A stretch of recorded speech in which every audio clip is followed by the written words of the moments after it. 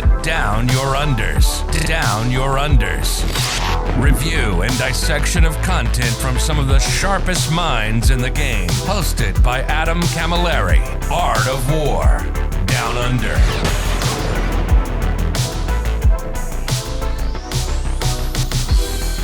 Hello, ladies and gentlemen. Welcome to this episode 162 of the Art of War Down Under podcast. My name, as always, is Adam Camilleri, and we are here finally to kick off the second phase of our 10th edition experience with the very first Codex review.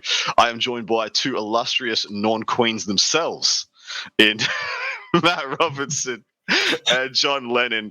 I've been sitting on that one. Let's see how that goes down. Hello, gentlemen. Welcome to the show. Hey, Hello. And everyone else listening. First 10th edition Codex, my gents, is going to be a very spicy review. The first time we're doing one of these, so please apologies if it is not the most refined of formats. We have done a lot of Codex reviews on this show, but the first time we do a 10th edition one, and they are sitting in a pretty unique format from what we have experienced from Codexes gone by. I will let you guys know that Art of War Down Under is, of course, a two-part podcast, and if you're excited about this part, you will be even more excited about part two, where these two lovely gents are going to be joining me to record some answers to some lovely questions laid down at the feet of these gents by my lovely patrons. If you want to get involved in that group, jump over to Art of War Down Under over on Patreon, and you will be at the forefront for every single Codex review as they unfold. It's very hard to get a feel on this book, boys. But before we do, please tell us about Art of War and your affiliations with it, and where people can get some other great knit content to come. Absolutely. So first up, we're going to have a ton of Tyranid content coming up through all of the Art of War channels. Of course, you can find that on our YouTube channel, Art of War 40K. We're going to have games, reviews, basically everything. Maybe I'll even post some pictures of the models I painted. As well, you can find a lot more content in our premium website, The Worm. So that's on theworm.vhx.tv, where you can actually go and get a free trial to The Worm if you want to check out the kind of content we do there. I'm going to be talking about the different detachments. We're going to have more battle reports. We're planning to have 2 battle reports up within the first week, and probably many more to come, depending on when we get hit by a bounce patch. That is very exciting, because you have to do at least 6 immediately, right? Well, at least 5 immediately, get all those detachments out of the way. Robbo, what do you do? What are your affiliations with Art of War, and how can people get some more Matt Robinson goodness should they desire? So I do some coaching, bits and pieces, possibly some content now and again, a little bit lax on that at the moment with other commitments, but yeah, NIDs are exciting. Hopefully get a bit more of me and my face on there soon, unfortunately for people. But yeah, I was certain bits and pieces, it's good. I certainly describe myself as a Robbo enjoyer, so would like a bit more of you myself. Anyway, let's kick off, gents. We're going to be going in a bit of a clip because there's a little bit to get through. We're not quite sure how long this is going to take, and we want to get it done in 1 week for you guys, so you get the full consumption of biomass in one go. Starting with yourself, Matt. First impressions of this Codex, the first time you've gone cover to cover or seen as much of it as you can absorb in such a small period of time. What are your thoughts? What are your first impressions? I like it. It's not a massive sweeping changes from the index, and I think the index is very solid at the moment. Mm-hmm. I do have slight worry with it being the first Codex of an edition. If we get a bit more creep as usual, it may start to fade away. But there's a lot of units in this book. There's a lot of different options, different routes you can go down. So I'm hopeful that it'll have some lifespan. Yeah. But yeah, it looks very fun to play and lots of different options for all kind of NID players. So I can't wait to try some of it. The range has never been more fleshed out. You've never had more models and more units to choose from. So the hope is there's quite a bit of depth there. John, what's your hot take? Yeah, so first take is that there's a lot of lateral improvement in the book, in that the current 1 detachment that we have in the index is good. It's pretty solid, a little above average. But then there's a lot more directions to take Tyranids, whereas it felt like there was maybe some build restrictions on what you could practically take in the index. I really like that it doesn't feel like the power level of Tyranids has dramatically increased. I do think that this Codex is going to be a little bit better than the index that we've all known and love, but it doesn't feel like a significant jump in power.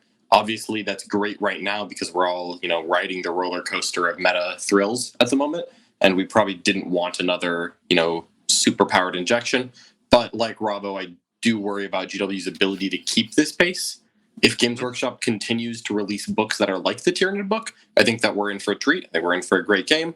But I worry that Games Workshop doesn't always show restraint. And if they decide to stop showing restraint, you don't want to be the Codex that they did show it with. That's how you get Death Guard. That is a very interesting take, and I agree with on both fronts. Where no one ever likes to be the first one out of the gate. I mean, you want to be the first one out of the gate because you want to have your full power and the full vision of your faction for the edition immediately and be able to use all your things. You don't want to be where World Eaters and Guard were last edition, getting literal, less 6 months or less of the edition with your Codex. But at the same time, there's always that, am I going to be at the back of the pack once things actually start evolving? And yeah, this book seems pretty good. I actually really liked where the index was, and I feel like the index was only getting more powerful over time as people got better and better with it. We saw at WTC yourself, Robbo, actually just playing one of the best defender style games with the list, and we saw a couple of different variations of tuners being played at the top level, which I thought was quite exciting for the faction overall, because a lot of people said and felt that they were like a middling B tier faction. Is that about right, guys, with the index? Yeah, I think I'd agree there. It's one that it had a power limit to it because all the units were decent but not crazy, and it's just how much you could play out with them, like in a team setting, like you're saying, that kind of defender role where, okay, we need to be able to play against a lot of things. It has some good games, a couple of armies it needs to avoid.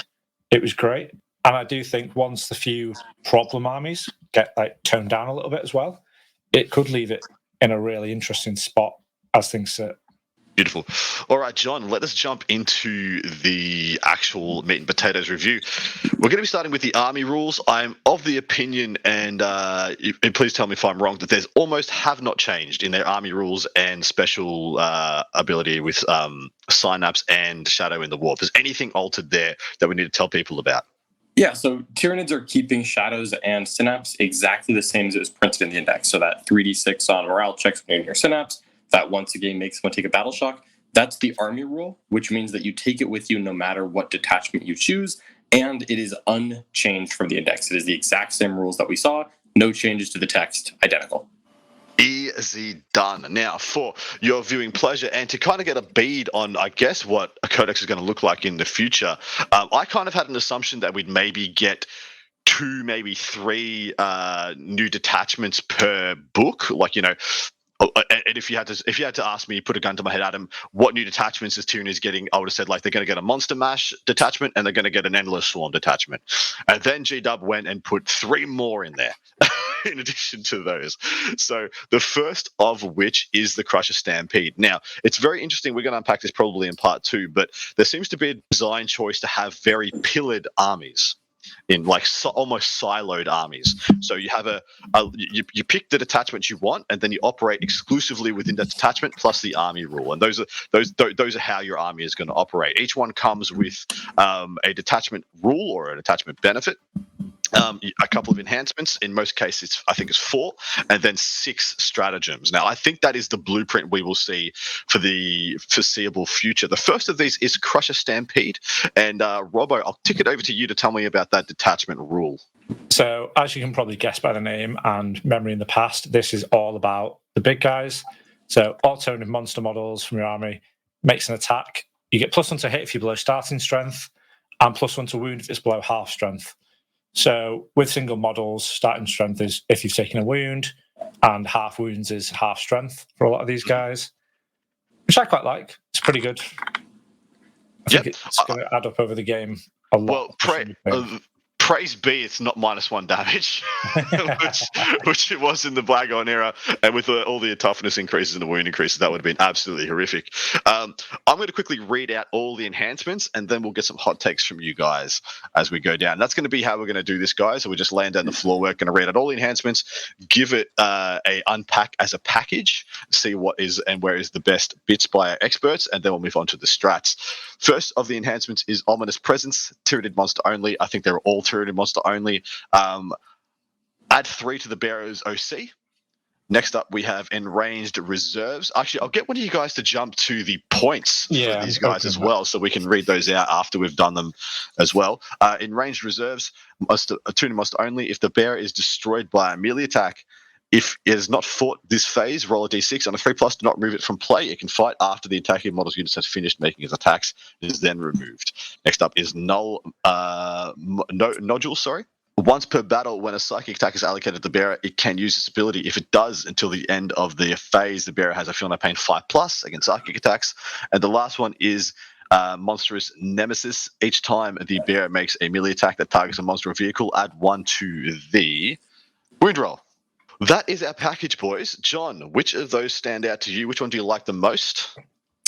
So, the couple of them are cheap. Null Nodules is 10. Ominous Presence is 15. Both of those feel very lackluster, but I'll toss it in if they have the points. Of those, I think Monstrous Nemesis is the only one that I actually like, but then I try to figure out who I want to put it on, and I start liking it a little bit less. Yeah. None of these slap me in the face is obviously powerful, but Robbo, am I missing something? I think, like John said, if they weren't locked to characters taking enhancements, you'd be like, cool, my extra cream will get +1 to wounding against monsters or vehicles. That sounds really great. tasty. Yeah. I like the Ominous Presence, and I think null modules, if you have 10 points left over, you can't spend anything on, sure, but I wouldn't go out my way for it. I think Enraged Reserves, you're paying 20 points for a 3-up. For a if chance. it was you pay like 30 points, but you fight on death, because if you get shot, it does nothing anyway. Yeah, and what I'll add about these is that since these are all monsters only, I believe there are only 2 character monsters in the book that aren't epic heroes, being the Hive Tyrant plus his winged cousin, and the Neuro Tyrant. So those are the only things that can actually take these enhancements. The Norns, the Norn emissary, is that a character? No.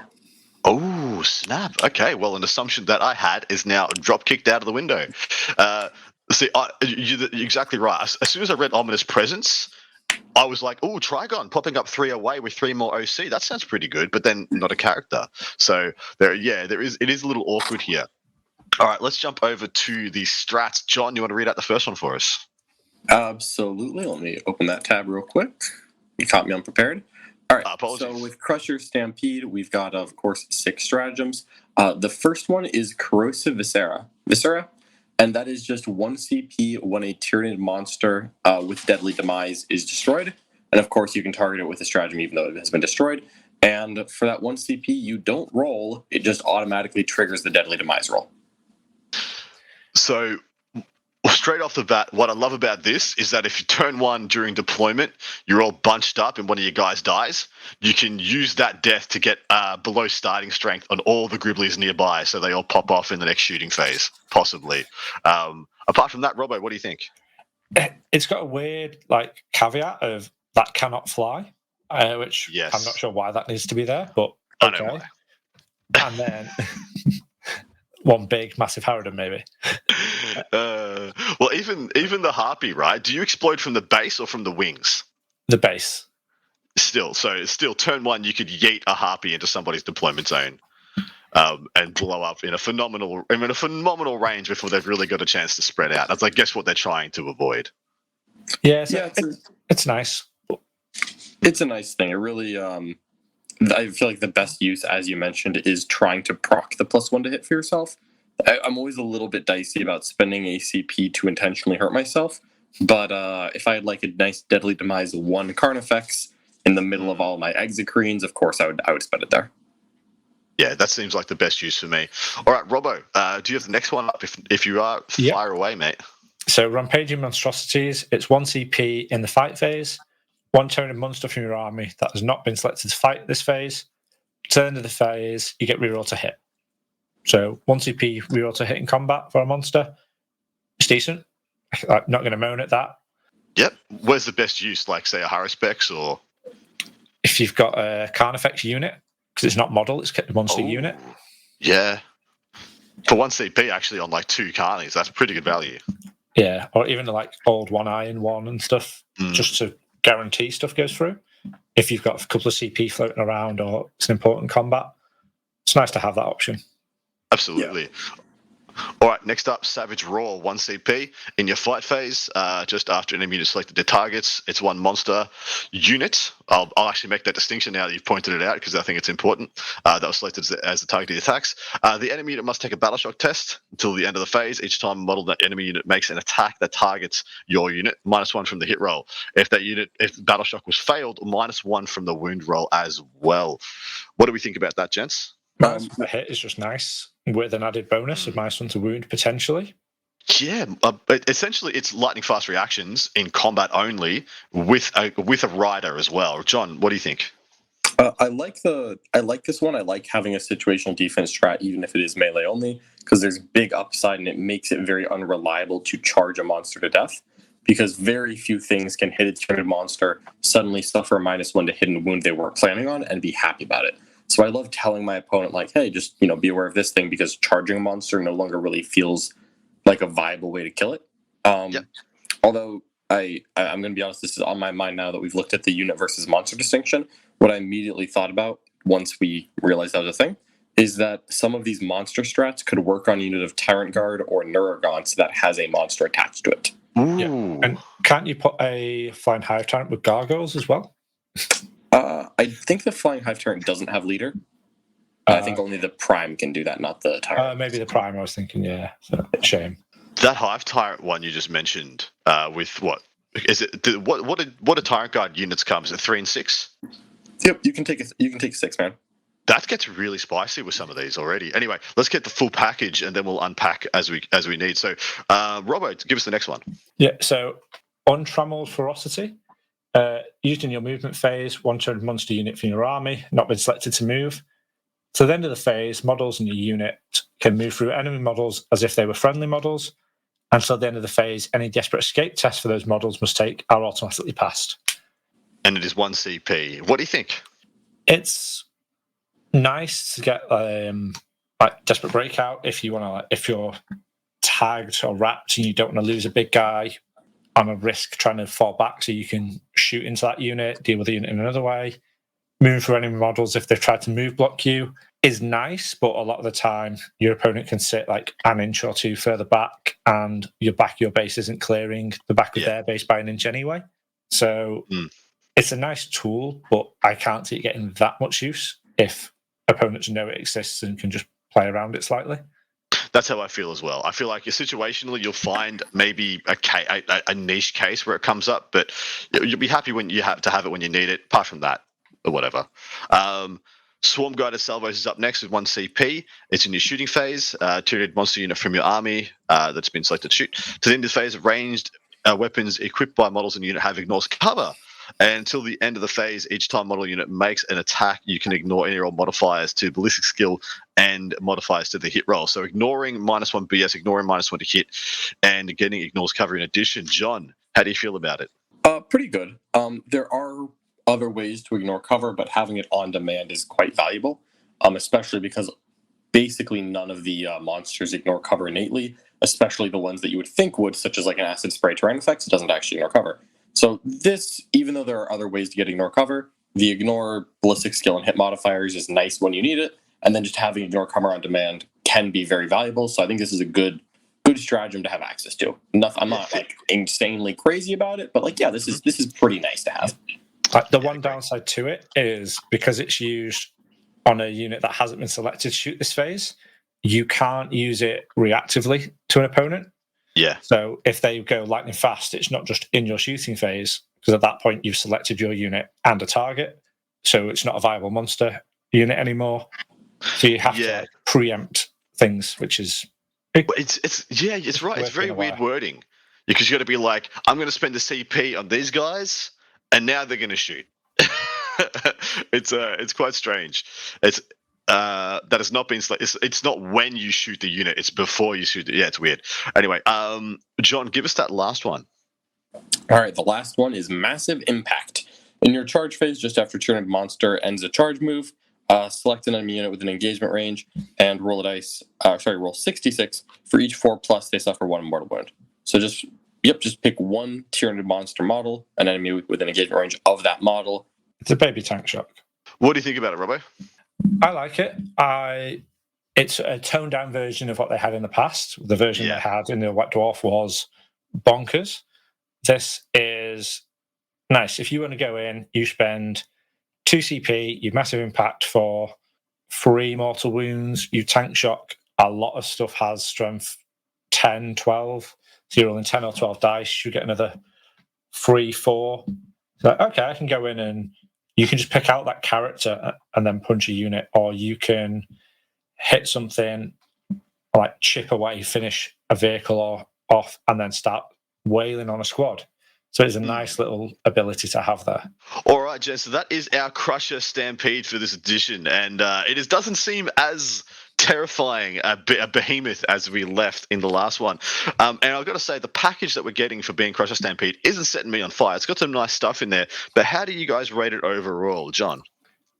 I feel like the easy thing to do is to kind of compare this to the Invasion Fleet because it's tried and tested and true. And to me, this doesn't make me want to play monsters. Like, that's the big thing, is that none of these rules actually make me that excited about monsters. And I like the monster data sheets, but I honestly think I would rather have access to a 5-up Feel No Pain and some sustained and lethal hits if I was playing a bunch of monsters rather than this Crusher Stampede.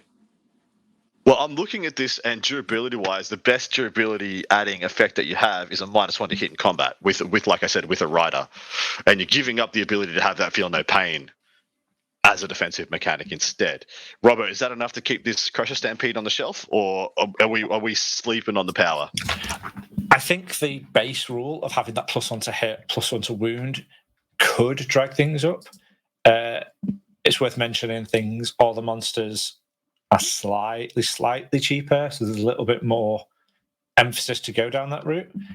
But Feel No Pain, so you're losing that durability, potentially double Feel No Pain on things, so you're losing more durability as if the Hive Tyrant still got that. And then, like John said, that sustained 6s or lethal hits, you're losing damage, and none of these strats add damage. The base ability is going to give you that little bit more over the course of the game, but +1 to hit for 1 turn, because maybe you survive and get finished the next turn without Feel No Pain, may not quite push him over the line. There you go. All right, next up we have the Unending Swarm, and yes, we're going to be powering on at a good clip. The detachment rule here is insurmountable odds. Each time an enemy unit is selected to shoot after that unit has finished making its attacks, if one or more models from one or more endless multitude units from your army were destroyed as a result of those attacks, each such unit can make a surge move. To do so, roll 1d6, and that unit can be moved a distance and inches equal to the result. But that unit must end that move closest possible to the closest enemy unit, excluding aircraft. When doing so, those models can be moved within engage range of enemy units. A unit cannot make a surge move. So it can be moved within engage range. The unit cannot make a surge move whilst it is battle shocked. Oof. Robbo, sounds fun. Is it good? I think it's very good. I read this and I was like, oh, this could be really, really annoying, because your opponent all of a sudden is like, if I need to shoot this unit twice, where is it going to be after that first move? Where is it going to be after the second move, potentially, if it's a squad of 20 and taking the bigger units on things? The worry I have is this ability and the abilities that follow it do lead you down to wanting lots of models. And if you're constantly having to move your units multiple times in your turn, your opponent's turn, it could be quite time intensive. And if you're at events or games where you have like a restricted time, say it's like a 2.5-hour event, which they're not as common but do exist, it's something just to consider if you do want to play this style. It is a lot of activations, and I suppose you kind of put yourself at your opponent's mercy. Not saying they will be doing anything, untoward or whatnot, but you can kind of poke and prod your opponent and get him to make a bunch of activations in unopportune times, I guess. You want to give us the enhancements, John? So I actually, before we, so first up, I completely echo that. I think this is a great detachment to take to an RTT. I question my willingness to take this to a major. But I actually want to ask you guys a question about this rule and see if you read it the same way I do. So that unit can be moved, blah, blah, blah. That unit must end that move as close as possible to the closest enemy unit. right? Closest. So, Closest. so my model question to is, what they want. yeah, does that just mean that I find the model that is closest to the enemy unit when we start? That model has to go straight towards the enemy and as close as possible. Everyone else moves whatever direction they want, maintains coherency, and calls it a day. Yes, it does not Yep. indicate, but that Yep. unit must end that move as close as possible. So Because it's the not closest just model. model. Yes. So are you saying this is like a 9th edition charge move, where as long as one model ends closer, well, in this case, the closest as possible, the rest of the unit can just go absolute wherever it likes? Because if that is the case, this thing goes up by a multitude in power. Yeah. That's how I read that. And it's going to get very relevant when we talk about the stratagems. I won't spoil it. But that's how I read that rule. And that makes it a lot more appealing. Yeah, the ability to do nonsense is amazing. But then, because it's even like the closest model in the unit, okay, so you've killed 5, I'll move the unit in a weird way, and you've shot them again. So I'm going to pull the ones that were closest to the closest unit, and the ones that are now closest to a different unit are the closest. So I'm going to move in a completely opposite direction now. In all sorts of weird ways. I can see this getting really wonky as well, because it's each time an enemy unit is selected to shoot. Because can you? Did I miss something in there, or can the same unit do multiple surge moves in the opponent's shooting phase? Up to 20 or up to 19 if we're being technical. No, I mean each time that unit is shot, can it do 2, 3, 4 individual surge moves? John said 19 models, one at a time, could die. Yes. Yeah, you can do this as many times as you get shot and lose a model. Man, there is a lot to take into account with that. So let's, whilst we're reading through the rest of this, let's take those 2 interpretations into account. One being every model must move as close as possible to the closest unit, and one being the unit has to move closer. We'll try and keep 2 different kind of power spheres in our mind. Robert, do you want to read out all the enhancements for us? Yeah, so Relentless Hunger is Tyranid model only. Add 2 to the move characteristic of models in the bearer's unit.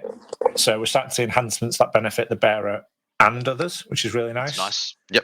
Yep. Naturalized Camouflage, Tyranid model only.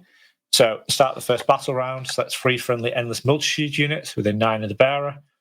Until the end of the first battle round, each time a ranged attack targets one of those units, models in the unit have the benefit of cover against that attack. It's pretty nice.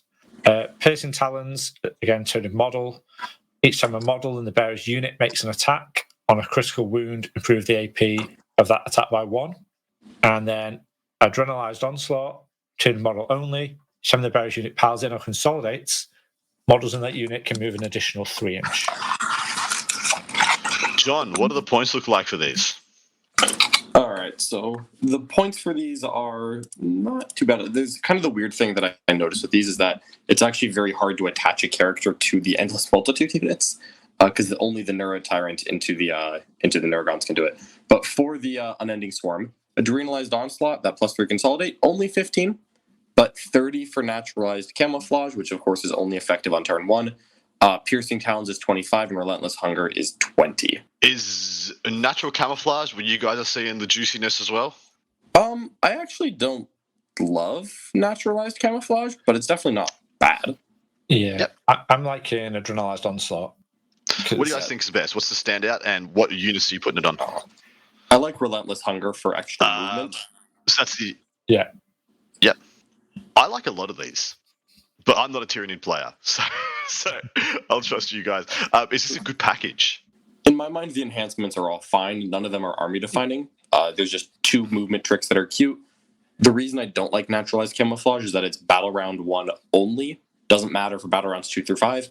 And Battle Round 1, you can just deploy in range of a Venom Thrope unit, which you'll probably take in this detachment anyways, because you want your bugs to be alive, and then you just have cover. Fair enough. I suppose I'm thinking of the Australian WTC list that essentially had 3 large unit of gargoyles and that just all yeeted or, periodically yeeted at their opponent, and then just being like, well, all these guys are just more durable turn 1s. It unshackles a lot of ability, like you said, of not having to be stuck on your Venom Throw, so to speak. That was a very specific build. Let's jump into the strats, first of which is Synaptic Goading. This is 1 CP. Any phase just before an endless multitude unit from your army that is within Synapse range of your army makes a surge move. When making that surge move, you can re-roll the d6 to determine how far your unit moves, and your unit can end that move as close as possible to the closest objective marker instead of as close as possible to the closest enemy unit. All other rules apply. I like that one a lot. Robbo, what do you think? I love it. It's so bonkers because all of a sudden you're like, oh, you thought I was going to move there. No, I'm going to move towards this objective, which all of a sudden drags the back of my unit behind a wall, so you can't see them with the rest of it. Well, because exactly right. The less liberal wording that we have, where the whole unit must end closer to that one rather than being able to spread out and being more powerful, would lead me to believe that in a bad matchup, you can pull units towards you. And that could be detrimental to the Tyranid player, being like, well, I don't want to be pulled towards the freaking Lich Guard brick. Thank you very much, sir. I'd rather that not happen. So, yeah, it could be used against you. John, what do you think? I absolutely love this stratagem because once you get to the as close as possible, if you're already on the closest objective, like physically on the puck, you just have leeway to move the unit because you're already as close as possible. So you just get to make a move. That's with the more liberal interpretation, which I believe is the correct one. But if it ends up not being the case, of course, I'll have to revisit. I think this stratagem, though, is phenomenal. Rerolling the distance is very good because if you roll a 1, it's like, well, what was the point? I love that you could use this stratagem twice if you had a Hive Tyrant. But yeah, Synaptic Goading, A+ stratagem in my mind. This really helps that detachment ability work. Because, yeah, even though the surge move is optional, so if your opponent tries to goad you into Lich Guard, you can just not do it. But it would be much better to instead move away from the Lich Guard if I had a choice in the matter. Spot on. Sticking with you, John, give us the next stratagem. Absolutely. The next stratagem is Unending Waves for 2 command points here. In any phase, when an endless multitude unit from your army is destroyed, hit them with a strat even though they've already been destroyed. And you just add a new unit to your army identical to the destroyed unit in strategic reserves at its starting strength without any of its attached characters, if there were any. So it's the guard reinforcement strat. 2 CP, they kill an Unending Swarm, toss it into reserves without a character, no problem. And it's Very not once nice. per game. Mm-hmm. Robbo, what do you think of it? It's amazing. If you're running stuff like gargoyles, that can go, oh, I'll just drop in, shoot you and move on to your objective. Oh, you killed me. You killed all my gargoyles. Well, I have a Hive Tyrant on the board, or I have a couple of CP spare because I'm not using them. Cool, yeah, there we go. I've saved up my CP because the Hive Tyrant's helping me with that, and I'll spend 2 and just bring the unit back all the time. Love it. I think it's legit as well. You want to keep with Robbo? Let's go for the next one, dude. Yeah. So we've got Teaming Masses, which is your opponent's shooting phase or fight phase, just after an enemy unit has selected its targets. 1 endless multitude unit from your army set to the target of 1 or more of the attacks. -1 to hit. Nice. Yeah, that's 1 CP. It's interesting because, like you said, you will probably have Venom Thropes and you'll have bigger units of models stringing out back to them to make the most of the detachment rules. But working in fight phase as well, I think that's where this stratagem comes in its own. Yeah, I agree. All right, moving on. Swarming Masses, 1 CP also. In your shooting phase or the fight phase, and your endless multiple unit that has not been selected to shoot or fight this phase. To the end of the phase, weapons equipped by models in the unit have sustained hits 1, and if your unit contains 15 or more models, each time a model of the unit makes an attack and a modified hit roll of 5 scores a crit. 1 CP for 5's crit and sustained hits, because you are not going to use this when you do not have 15 or more models, because unless you're absolutely desperate. This seems pretty good. John, what are your thoughts? I love it. I think this is great. Anytime I see these kind of abilities, I immediately think, how do I either get rerolls on the unit, or how do I get that unit to get another thing that procs on criticals? So, for example, if I could ever give a unit lethal hits on top of sustained hits, suddenly I think that this would be an incredibly good stratagem instead of merely a very good stratagem.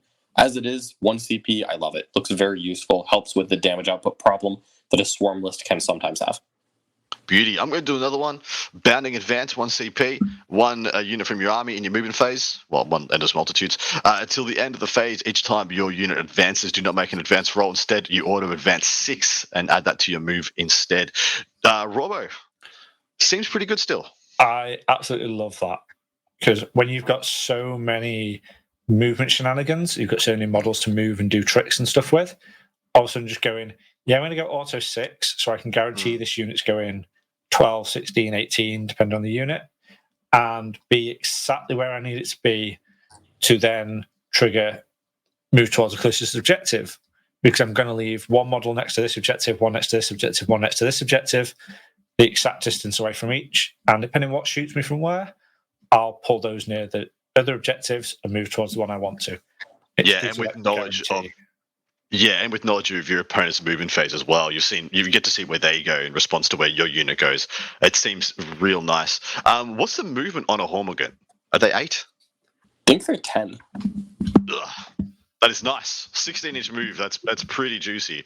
All right, John, give us the last stratagem. Oh, thank you. All right, Preservation Imperative. 1 CP. In your opponent's shooting phase, just after an enemy unit has selected its targets, pick an endless multitude unit that was just selected as the target, and until the end of the phase, your unit is treated as having fewer than 5 models for the purpose of blast.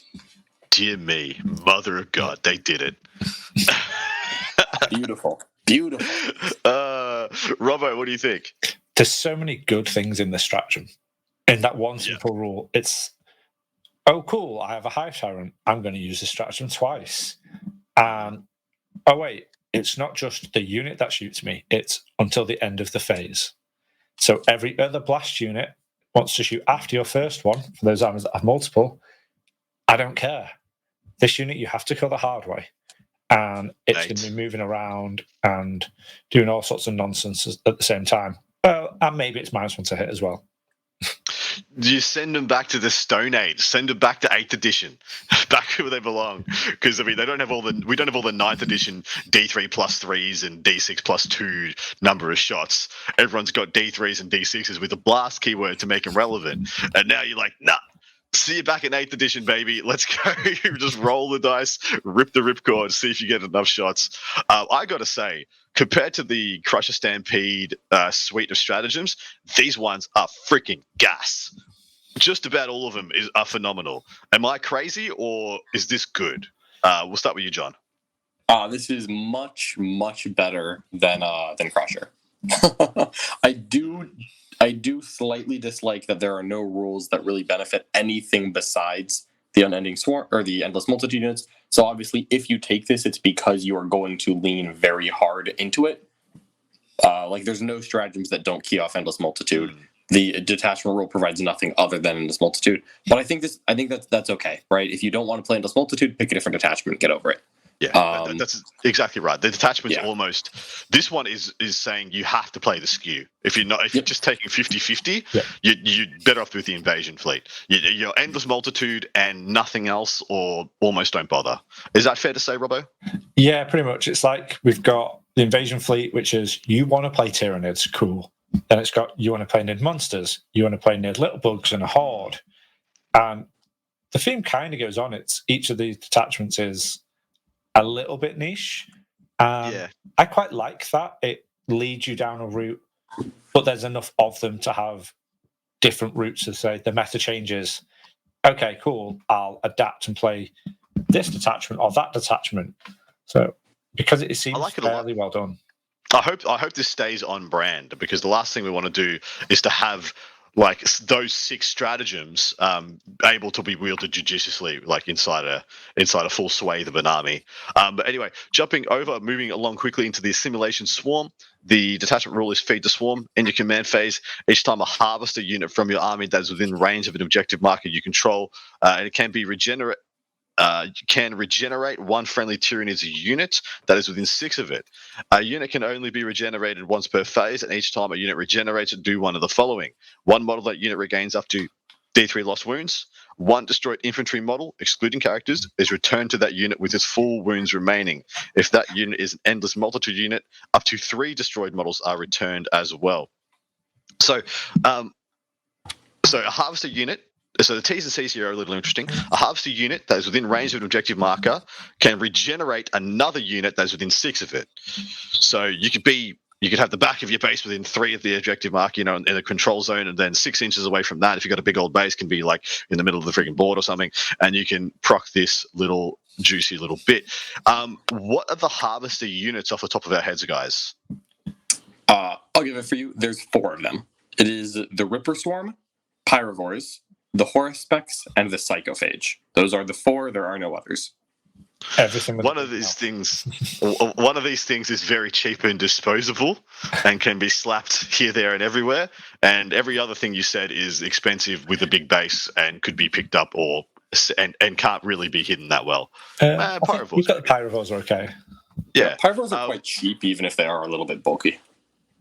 But the idea of just having like a Ripper Swarm, just healing stuff, is pretty hilarious.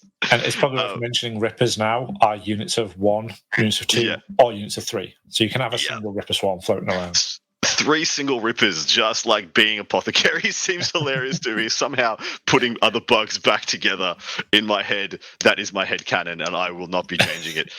Is this a good rule, though, John? It is. This is the hardest one to like really put a gauge on. I think it is. It's a little bit limited, and mostly I'm worried about the limits of the Harvester keyword, not the limits of the rule itself. But healing D3 lost wounds or an infantry model, because that's, standing up a 3-wound warrior is not bad. There is the limit of once per phase, but and even though it says in your command phase, there is of course the implication that it will occur in other phases as well. I think this is decent, but it's so hard to gauge, because if anyone is able to get to grips, if someone has a Whirlwind or a Night Spitter or a Vanguard launcher, like one Desolator squad could just find the 3 Ripper Swarms, kill all 3, and say, okay, that was cute. And I hate that your army rule could stop functioning as soon as your opponent gets their target priority together. That is very fair. Robert, anything to add? Yeah, it seems like it's a nice, fun rule, but it's a little bit hard to put into practice, because you've got that, like you say, 6-inch bubble plus a base from objectives.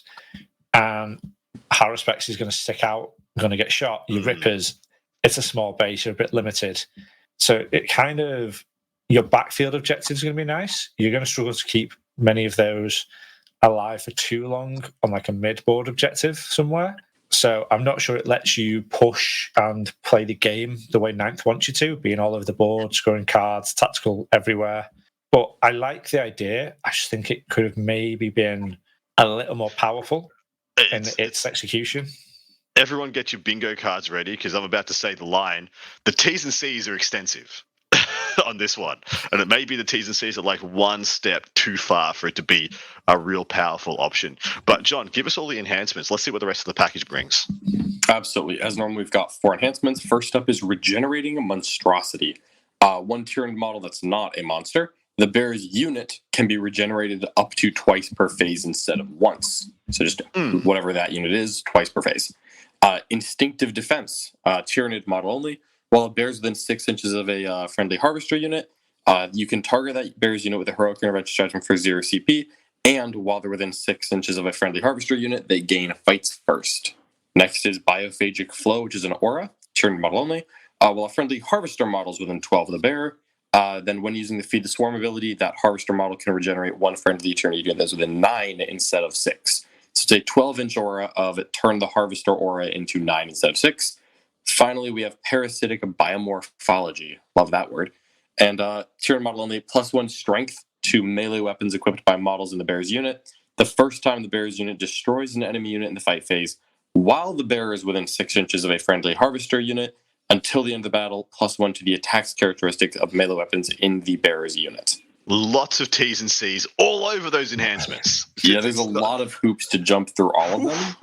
Not bad rules on the end of it, but a lot of hoops. This makes me feel like this is a good... Everything in here is good until your opponent gets bad touched by it a couple of times, and then they can kind of stop a lot of this from popping off. Robbo, what's your beat on them?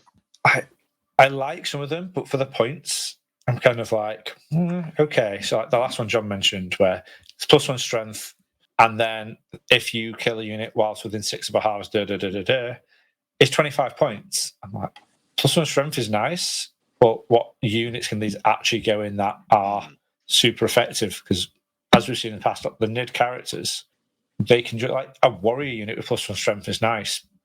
but warriors are okay. There's a lot more fun elsewhere. And it seemed like, cool, I get heroic intervention for free and a fights first. That's quite nice, and that's pretty cheap. 15 points. That can cause your opponents to have problems. Yep. But again, if your harvest units can just die or they're not in the right position because you're not within 6, and they harvest units want to be on objectives, because if they're off objectives, you're not getting your feed the swarm, you're just getting these buffs instead. So it's a really small bubble of effectiveness around each objective potentially. John, what's your pick of the bunch, mate? I think that the best one is actually the Biophagic Flow, with the one that takes Harvester units within 12 of the bearer to 9 inches into 6. I think that's really going to help Rippers and Soul Pyrovores really reach more targets to get more effect out of the healing. Funny enough, that is also the one that is the cheapest at merely 10 points. I love it when Games Workshop makes the most effective one also the cheapest. I think you just toss this on a lone op like the Parasite of Mortrex and just say, yep, this is a cheap lone op. It's a little more expensive than a Lictor or equivalent would be, but it's going to make a lot of those Rippers and Pyrovores just a bit more effective at getting their rule to function. Because there's that threat of you might not get enough effectiveness out of this as your opponent starts to pick off the Harvester units, you really need each one to be hitting a unit it wants to hit. I think that's the best one. Does the Parasite still make Ripper Swarms? It can. It still has to kill an enemy in melee with a 1-attack weapon to do so. Yep. But yes, that is an option to an emergency create an extra harvester unit. Yeah, to emergency create a harvester unit. That would actually be, I guess, a little cheeky way, because I think as soon as you said that, my eyes popped up. I'm like, oh, there's a little bit of extra synergy here. All right, first of the stratagems, Broodguard Impulse, 1 CP. It's used in any phase. 1 harvester unit from your army that was just destroyed, and you can do the stratagem even though the unit was just destroyed. To the end of the battle, each time a friendly Tyranids model makes an attack that targets the enemy unit that just destroyed your harvester unit, +1 to wound. Yeah, fair. Robbo, what do you think? I like it, because if you are running those little rippers, etc., and you're like, I'm just going to put this ripper out, and come on, let's just see what goes for it. I'm going to put it at a weird angle where I know your good unit can get to it, but not that much else can get to it. Mm-hmm. So unless you want to overextend something to deal with it, I'm going to get +1 to wound against your big unit that I have to deal with. For 1 CP, really good. I like it as well. Robbo, sticking with you, what's the next one? So we have Reclaim Biomass. Any phase when a turret unit from your army is destroyed, before the last model in it is removed from play, you target 1 harvest unit from your army that is within 6 of that destroyed unit, and you regenerate 1 friendly Tyranid unit within 6 of your harvester unit. So that's not regenerate as in bring back a unit, but it's bring a model back or bring D3 models back.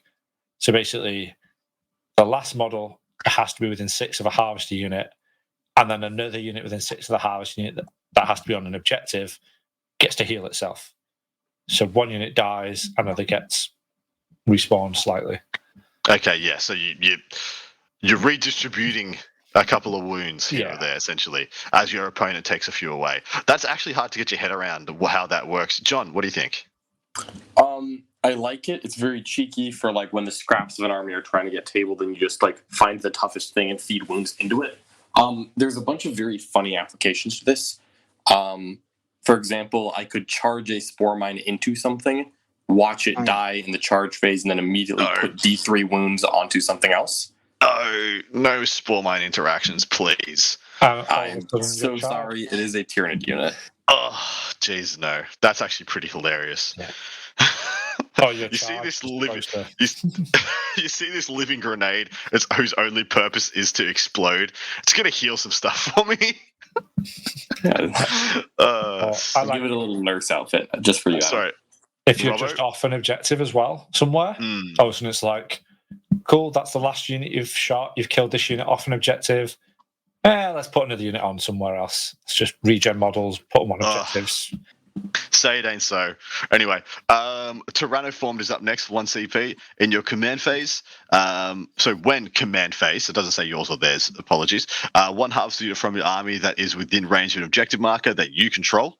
That objective marker remains under your control, even if you have no models within range of it, until your opponent controls it at the start of any turn, start or end of any turn. 1 CP for sticky objective. That is actually quite nice. Do Tyranids have any other form of sticky objectives in their Not that I've seen.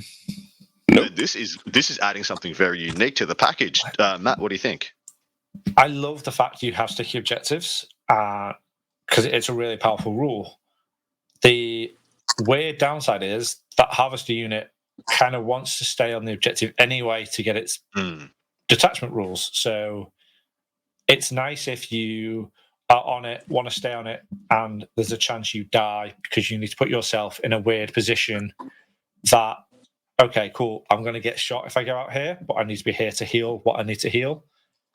And then it kind of makes your opponent not want to shoot it, because if they kill it, you still have the objective anyway. It just stops you doing a little bit of stuff, so it's not knocking primary down, so it makes it a less valuable target, which is nice. So you kind of have to weigh up all the little sub things that go with, cool, I've got an objective I can move off, potentially. Yeah. Sticking with yourself, Robbo, give us the next one. So we have Ablative Carapace, which is 2 CP. Opponent shooting phase or fight phase after an enemy unit selected its targets. 1 harvest unit from your army that was selected as a target of 1 or more of the unit's attacks. To the end of the phase, models unit have a feel no pain. If you're within range of an objective marker you control, to the end of the phase, models unit have the feel no pain 4+ instead. Oof. What do you think? I wish this was 1 CP because it's harvest units only. So this is Rippers, Pyrovores, Psychophage, and Haruspecs. So John. it's quite limited, but it is very strong having a 4-up feel no pain on an objective. I was about to say, yeah. It seems good enough to use at times. John, sorry, what are your thoughts, mate? No problem. Feels like a great stratagem for the Haruspecs or 3-man Pyrovore. So 3-man Pyrovore is a brick of 15 wounds. Once you put a 4-up feel no pain on that, break points kind of go out the window and you just don't know what's going to happen. Feels very good. 2 CP means that it's a little hard to double up on. Obviously, Tyranid stratagems love to be spent once and then thrown out by a Tyrant a second time. But this may just be one that I use once a phase, unless it's really important to me that I protect 2 things. Great way to protect the Haruspecs. Great way to hold down the fort on an objective. I love that. I love this on Pyrovores. Funny enough, a Psychophage has a 5-up feel no pain on the datasheet, so I feel like this is Haruspecs and Pyrovore only, effectively. Agreed. I do agree with that. Next one is Secure Biomass, 1 CP in the fight phase. 1 Tyranids unit from your army that's not been selected to fight this phase, so not a Harvester unit, a Tyranid unit. Until the end of the phase, melee weapons equipped by models in the unit have lethal hits. If your unit is a Harvester unit, you get crits on a 5+. Robbo, what do you think? Yeah, lethal hits is pretty good on a lot of things. Just in the fight phase, this could have been both phases.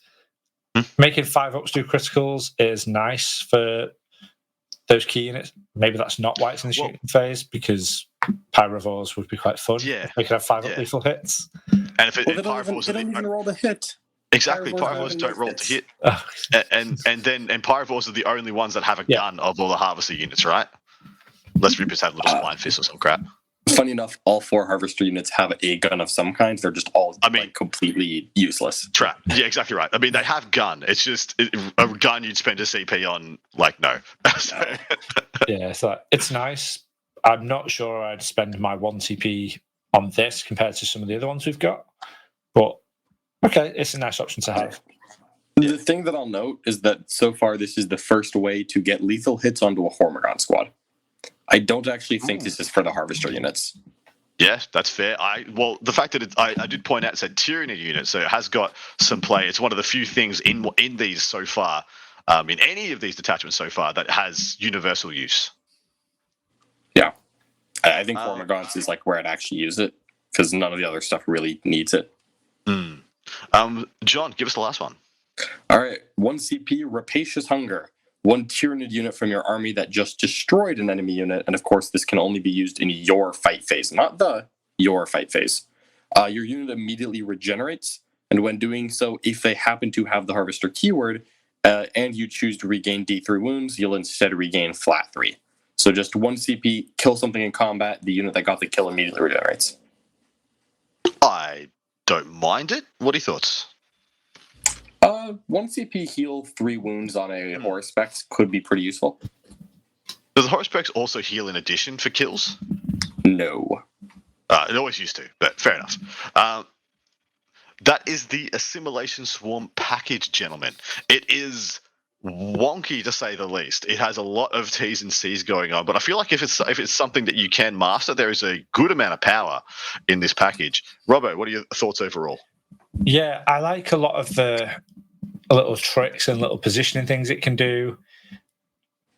I don't think I'd be playing this over the other two, straight up, but it's definitely something I want to get a couple of games on the table with, just to see how that positioning works, because I'm open to being surprised by it.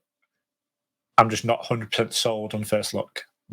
Well, because there's already a bunch of aura-based mechanics you want to be interacting with. You want to be in Synapse range at all times. You want to be in a lot of the times in Venom Thrope range at all times. Now you also want to be in Harvester range at all times. It's adding another layer of necessary synergy for your army to be cohesion almost. John, is that safe to say? Is this like maybe one step too far in that direction, or is it just fine? I think it's one step too far, because the units you want to build around aren't the ones that are really providing auras other than the Psychophage. Although, funny enough, this detachment does actually make the Psychophage somewhat appealing, even if I wouldn't call it amazing. There's so many hoops to jump through. I think this is one of those things where the army is actually going to be really cool when it's working at full efficiency. And so, again, I'd love to take this detachment to a local tournament, have some fun. It looks very fun and funny to play with. But I do worry that as soon as someone sees you walk up to the table and they say, all right, sit me down for 5 minutes here, what the hell's going on? If they actually listen to that and understand what you're doing, they're just going to take a hammer to your clockwork and it's just going to completely stop functioning if they actually are an army that gets to do that. I think in about a year's time, when no one has played this, some freaking savant of NIDS, some faction expert master of NIDS, might be one of you two gents, will crack this thing and win a major with it just out of nowhere. Because I reckon there's a lot of power here, but it's going to be reliant on how good you are at NIDS and stopping your opponent from unpicking, like you said, pretty much untying your knot of layered rules. But the layered rules, like I said, they are pretty good.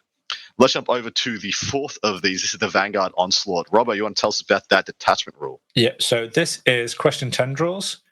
Tyranids units of this ability are eligible to charge in a turn in which they fell back. Vanguard Invader units of this ability are eligible to charge in a turn in which they advanced. It also has a sub-rule called Vanguard Prime, which Death Leaper loses the Hunter Organism rule and can be your Warlord. Nice. So, John, straight up, everything gets to fall back and charge, and then you get advance and charge on what units are Vanguards? I'm assuming it's going to be all the Lictors, Von Ryan Lictors, stuff like that. Anything else? Yeah, so now that we've gotten through the boring part of Harvester only having 4 units with the keyword, the Vanguard detachment has 15. Oof. Damn. Okay. It is everything sneaky. So everything sneaky. Von Ryan Leapers, Gene Stealers, Broodlords, Neurolictor, Lictor, Death Leaper. Everything sneaky. Then every model that has wings. Harpy, Crone, Gargoyles, Winged Prime, Flying Hive Tyrant, and also the Tyrannocyte. Damn. The Tyrannocyte. Because it has fly.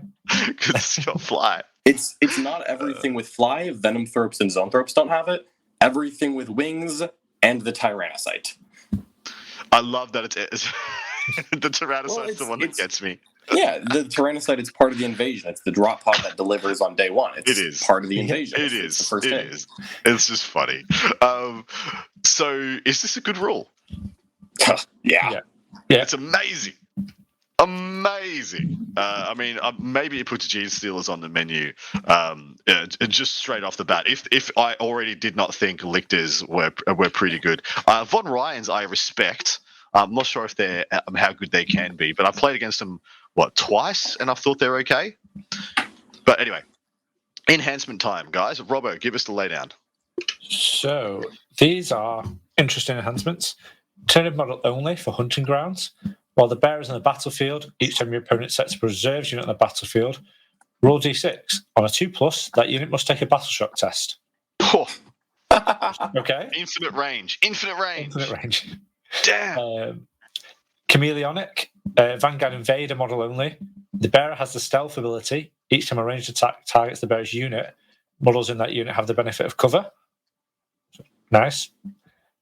Stalker, Vanguard Invader model. At the start of the battle, select one enemy unit. Each time the bearer makes an attack that targets that enemy unit, add one to the hit roll and add one to the wound roll. And that's the bearer, not the bearer's unit. And then Neuronode is Tyranids model only. After both players have deployed their armies and determined who has the first turn, you can select up to 3 Vanguard Invader units from your army. Redeploy all of those units. Whilst doing so, any of those units can be placed into Strat Reserve, regardless of how many units are already in Strat Reserve. And this is after you've determined first turn. So there it is. Now. There it is, guys. First one and last one. That's Adam's novice picks. John, this is the first time I've seen an enhancement in this book and been like, damn, that is great. Yeah, this is the first, and it completely is. This is definitely the first one where I'm immediately thinking, oh, I would like to have multiple enhancements. I will go out of my way to get these enhancements. All the other enhancements, except for maybe the one Assimilation Swarm one that was 10 points, all the other ones were, I'll throw that in at the end of the list. I'm starting with these on my list. This is getting factored in immediately. 50 points to get, so 20 for hunting grounds. That's the on a 2+. If you came in from strategic, you take a battle shock. I mean, GSC, you're just like lol, lol, lol, lol, lol, lol, lol. 5 turns of it, just again and again and again. And Neuronode is 30 points and absolutely worth every penny. Any of the others in the middle make the cut? I think Chameleonic could do because it gives you stealth and cover. So, yep, it's nice. 15 points. It's not a must-have, but that's like actually, yeah, this could be handy. Yeah, there's definitely some value to that, especially on some of the units that don't get the Venom Throw package. So, for example, like I could totally see myself putting this on. It's Vanguard Invaders only, actually. Yeah. So, there's still some value to this. It's not Chameleonic. I think wasn't one of the expensive ones. Yeah, it's 15 points. Yeah. It's nice. It's not mandatory, but if I have 15, I'll throw it in. So, Tyranid Prime with wings and Broodlord. Are there any other characters? Parasite. The what, sorry? The Parasite of Mortrex. Mortrex, yeah, and the Neuroparasit, the Neuro Tyrant, right? Is that a character? He is, but he's not Vanguard Invader. Oh, sorry, not the Neuro Tyrant, the Neurolictor. Not a character. There you go. Okay. So that is your selection. The first of the strats. Surprise. Yeah, sure. Can I take one quick thing to point out here before we dive into strats, just because this will help the context a lot? Is that with the way keywords work, you only need one model in a unit to have the keyword for the unit to have the keyword, which means that if you had a winged Tyranid Prime attached to warriors, the unit would have the Vanguard Invader keyword as long as the Tyranid Prime is alive. That is spice, and very good to point out, so thank you. First of the strats is Surprise Assault for 1 CP.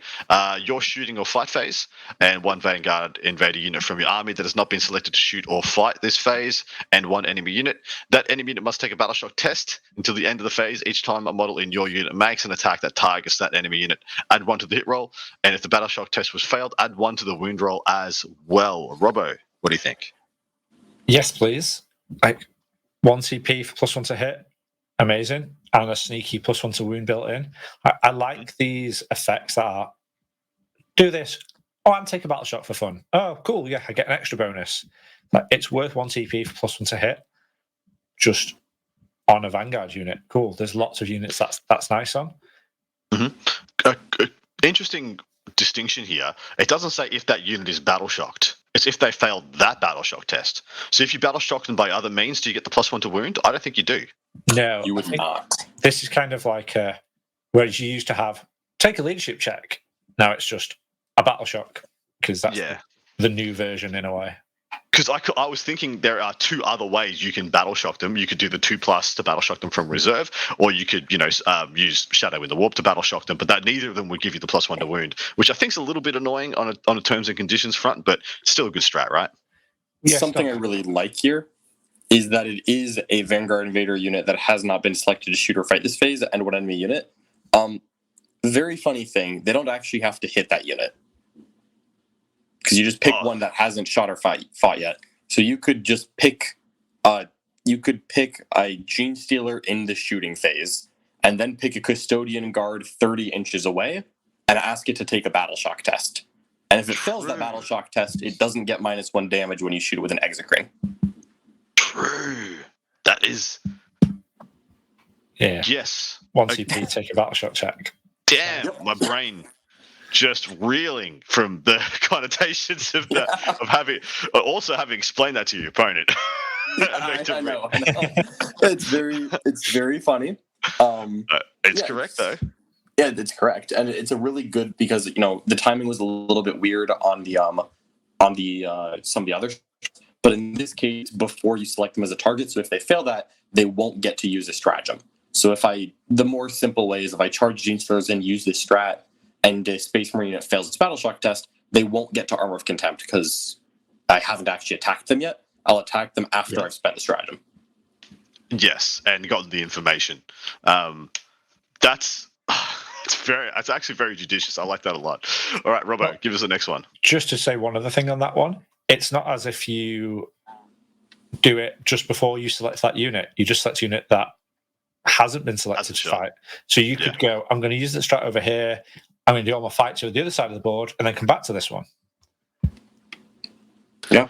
You could use it in the fight phase to try to get someone to not be able to interrupt. Correct. And then start somewhere else and come back to it later. That's what I was about to say. Or disrupt the OC. It's shooting and fight phase. You have to just be eligible to fight, right? So you don't have to be eligible to fight. It just has not been selected. Oh Jesus! So this is 1 CP. Just take a battle shock. It doesn't even line of sight. Yeah, at least it's your shooting and fight phase, I guess. If it was it just goes nuts. You would 100%. You would almost hive tyrant this twice a turn just to mess with your opponent at every opportunity. Just be like bang bang, pop pop pop pop pop pop pop pop. I think this is crazy. Well, technically, if you're doing it with a hive tyrant, you do it twice in the shooting phase, once in the fight phase. Yes, 3 I was times about a to turn. say. You could just be such a nuisance. All right, Robbo, give us the next one. We have to move on. Assassin Beasts, 1 CP in your fight phase, 1 Vanguard Invader infantry unit from your army that's not been selected to fight this phase. To the end of this phase, melee weapons equipped by models in your unit have the precision ability. Yeah, I like it. It's a nice thing to have. It fits the detachment that wants you to take lictors and other assassiny things that have precision anyway. Yep, I agree. It's just nice. It's good. 100%. John, give us the next one. All right. 1 CP Seated Broods in your movement phase. 1 Tyranid unit from your army that is in reserves, or 2 Vanguard Invader units from your army that are in reserves. Until the end of the phase, for the purpose of setting up these units on the battlefield, treat the current battle round number as being 1 higher than it actually is. So you can use this essentially on turn 1 or 2 to bring in a unit as if it was 2 and 3, respectively. Yeah. I like it. I think it's pretty handy. Especially when you put it together with the enhancement to put units back into reserve and then CP bring them on earlier. Yeah. My favorite candidate here, the Harpy. Oh, because it's got to start off the table. If it's a flyer, you don't want it to get blown up turn 1. And it's a Vanguard Invader. Yeah, that's actually really good. Damn, that's very spicy, actually. I like that a lot. All right, next up, Hypersensory Skillia. Is 2 CP, so expect big things. Your opponent's movement phase, just after an enemy unit ends a normal advance or fallback move. Up to 2 Vanguard Invader units from your army that are within 9 of that enemy unit, or 1 other Tyranids infantry unit that is within 9. Those selected units can each make a normal move of up to 6. You cannot target units that are within engagement range of 1 or more enemy units. Robbo, what are your thoughts?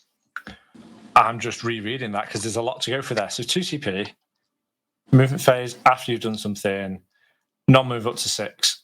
So gaunts are amazing when they have this D6 ability. All of a sudden, it's like, okay, I'm just going to move 6 inches. Mm-hmm. There's weird things that can happen with this that you need to be aware of.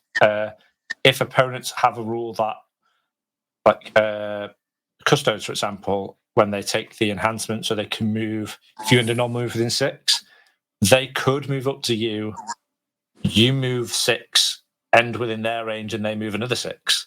So you have to just be wary of that, because that comes up in games sometimes.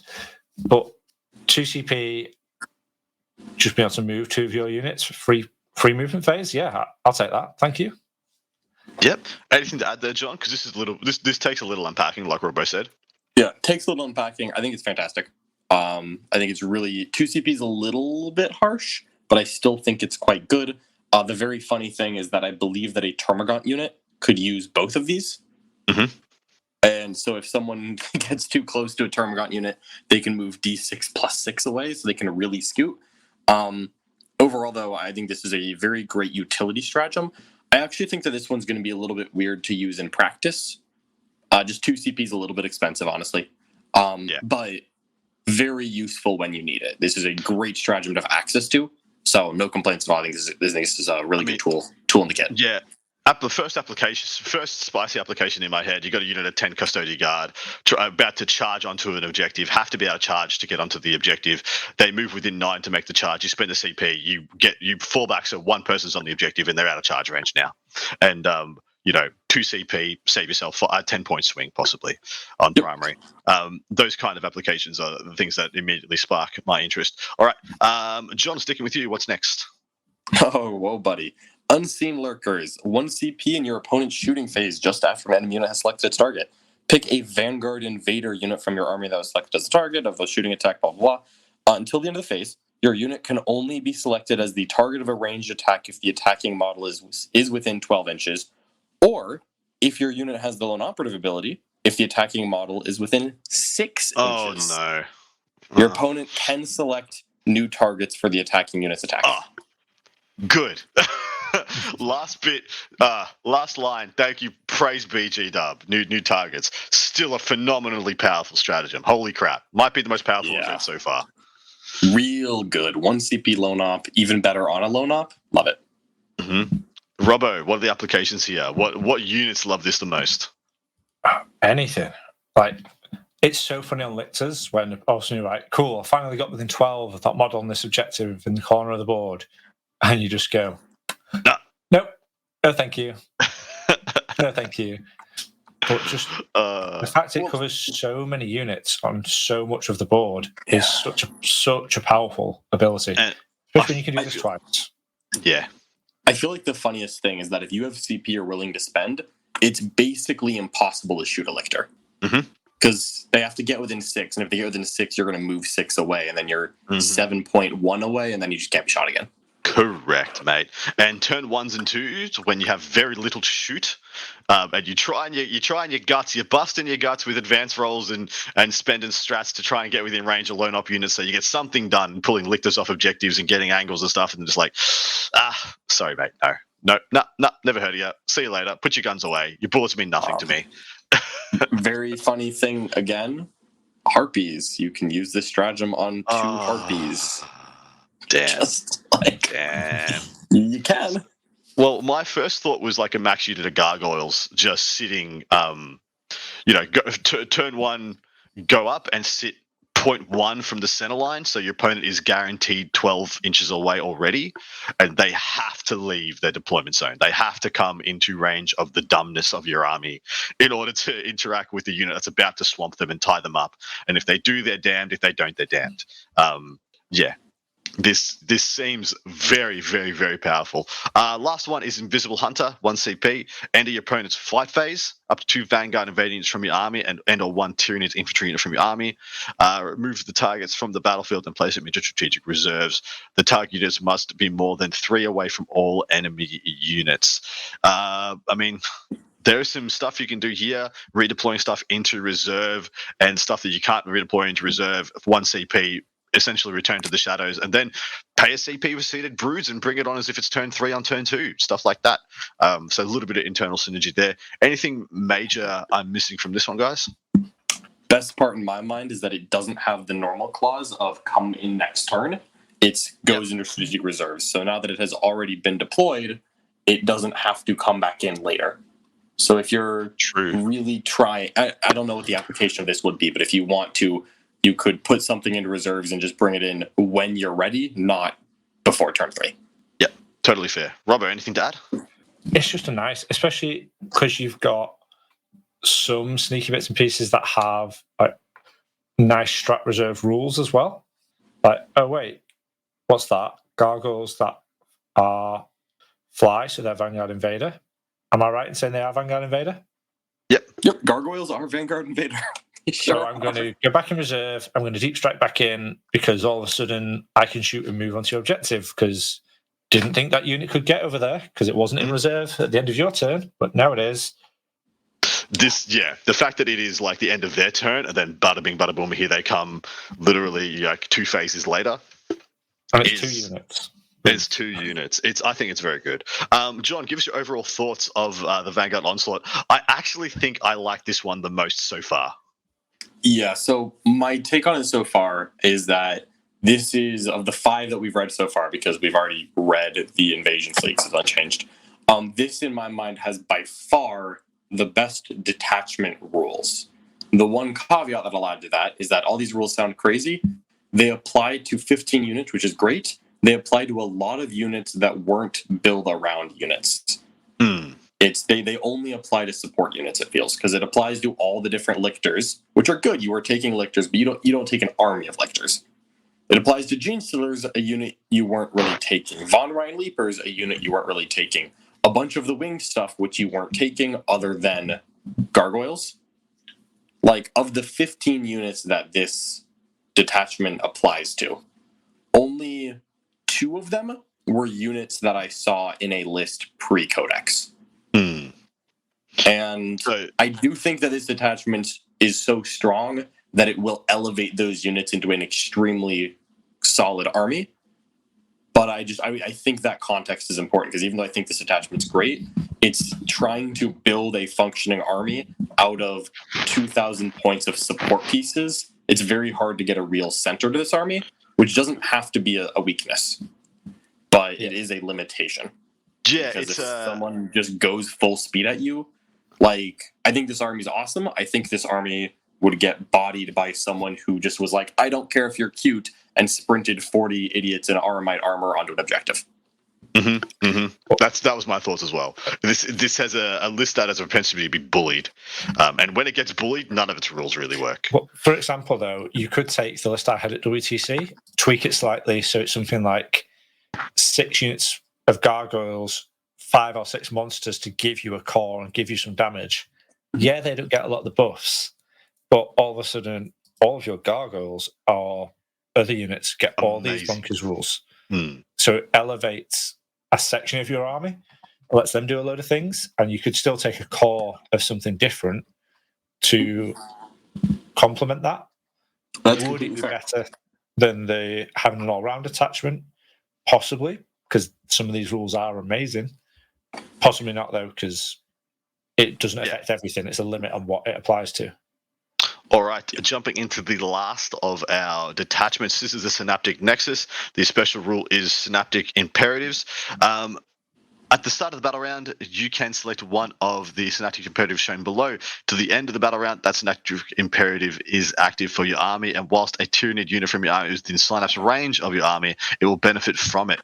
Each Imperative can only be selected once per battle. So this is very similar to their 9th edition mechanics so far. The first one is Synaptic Augmentation. While unit is within synapse range, you have 5 up invulnerable save. So the Surging Vitality is next. While unit is within synapse range of your army, add 1 to advance and charge rolls. And the last one is Goaded to Slaughter. While an enemy unit is within synapse range of your army, each time this unit makes a melee attack +1 to hit.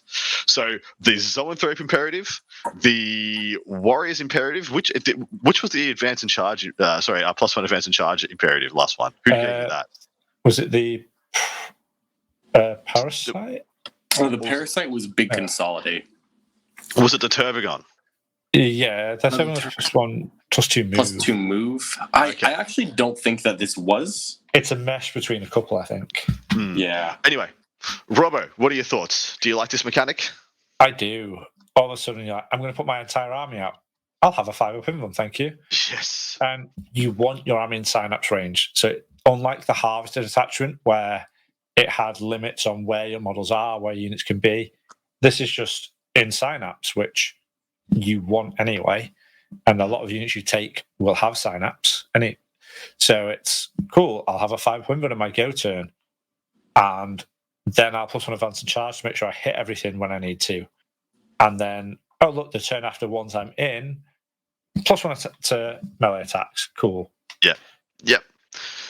I don't hate it, but it's so obvious to me that it's just the 5-up invuln is carrying like 85% of this rule. It's, the other two are nice, but that 5-up invuln, that's carrying the whole thing. John, is that correct in my estimation? Yeah, the 5-up invuln's pretty good. I actually think it carries a little less than you would think, just because a lot of the synapse units that you're obviously going to want to take in this attachment happen to already have an invuln or a good armor save baked in. So I think it actually is going to very much depend on what you try to build this as. Or do you try to build synapse to buff, or just take all synapse? I like +1 advance and charge a lot. The +1 to hit in melee, though, is definitely the one that I'm least excited about. Yeah, fair. Sticking with you, John, give us the enhancement package. Absolutely. We got 4 enhancements here. Power the Hive Mind. Tyranid Psyker model only. That means Neurotyrant. Improve the strength and armor penetration characteristic of psychic weapons equipped by the bearer by 1. Psychostatic Disruption. Synapse model only. I think all of these are like that. Enemy units that arrive on the battlefield from reserves cannot be set up within 12 inches of the bearer. In addition, once per battle during the first or second battle round, when your opponent declares that a unit will arrive on the battlefield from strategic reserves, the bearer can use this enhancement. If it does, roll a d6. On a 4+, that enemy unit cannot arrive on the battlefield this turn. Love it. Money. Love Money. that ones. 2 great ones so far in my mind. Next is Synaptic Control. Synapse model only. Each time an attack is allocated to the bearer, subtract 1 from the damage characteristic of that attack. Finally, we have the Dirge Heart of Karas, which is a 9-inch aura from Tyranid Synapse model only. While enemy units within 9 inches bear, worsen that unit's leadership characteristic by 1. Damn. I can see all of these being usable. Yep. Best enhancements, top to bottom, in my mind. I was jealous John got to read these out a little bit. Well, Robbo, give us your breakdown then. So I think like the +1 strength and AP is giving you strength 6 AP2 on the, which is nice. It's good. It's 10 points. So you're just like, Yeah. Okay, yeah, I'll take an extra strength and AP for 10 points. Thank you very much. Like the only reason I think that potentially doesn't get taken is because the Nora Tyrant has Psychostatic Disruption and the Hive Tyrant's got the -1 damage. And you're like, do I want another character here? Ooh, maybe. Like, but I think Yeah, you do. it's like, I'll just take another Neuro. Cool. So obviously Synaptic Control makes the most sense on a Hive Tyrant, obviously. The Psychostatic Disrupt... I could argue on a Nora Tyrant as well, because the Hive Tyrant is just tougher. It's got a 2-up, 4-up. Yeah. Tough 10. I suppose I say the Neuro Tyrant because it is just squishier that I think that the -1 damage may not make enough of a difference, and it's got the 22 wounds in between you and it with the Neuro Gaunts.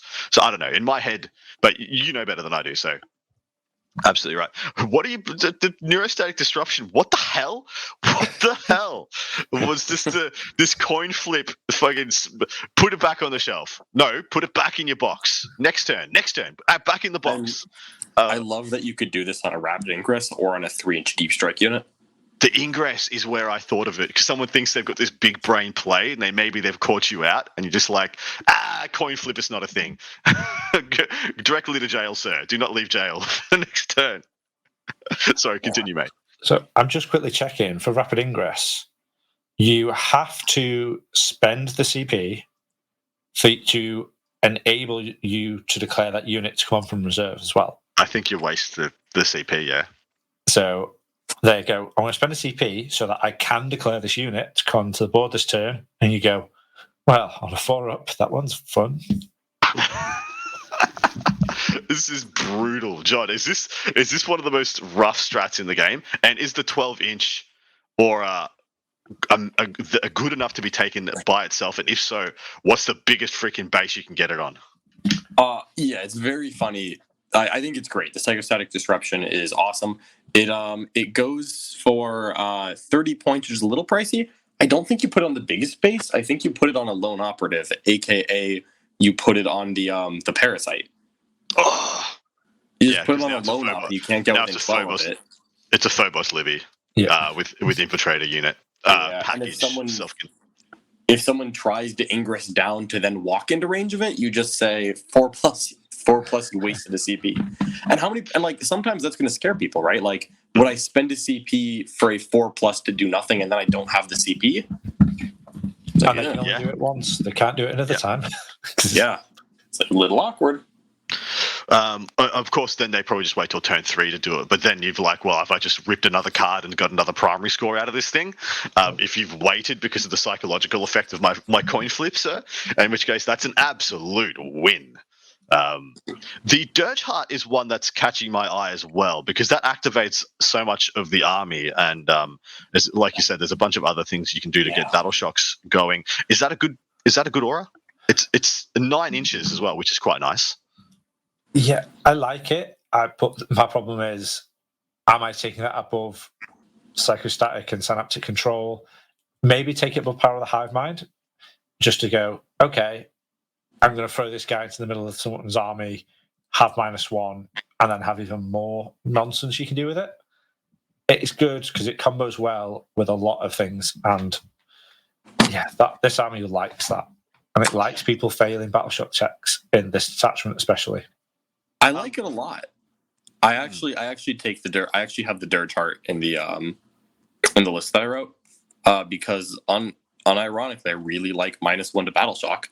And I might be crazy here. I actually didn't take the 12-inch no-go aura in my list just because it was a little expensive and I didn't have a character I wanted to use it on. But frankly, this is the detachment where I could see taking multiple parasites. The parasite got a little cheaper in this book, and then also it's a Synapse lone op character. And there's very few. I believe this is the only Synapse lone op. Yeah, so there is another fun rule with Dirge Heart as well, because it's -1 leadership. And then can you combo that with the Neurotyrant? Yes, you can. I was about to say, is there anything else that gives negs to leadership or battle shock already? Death Leaper and the Neurotyrant can.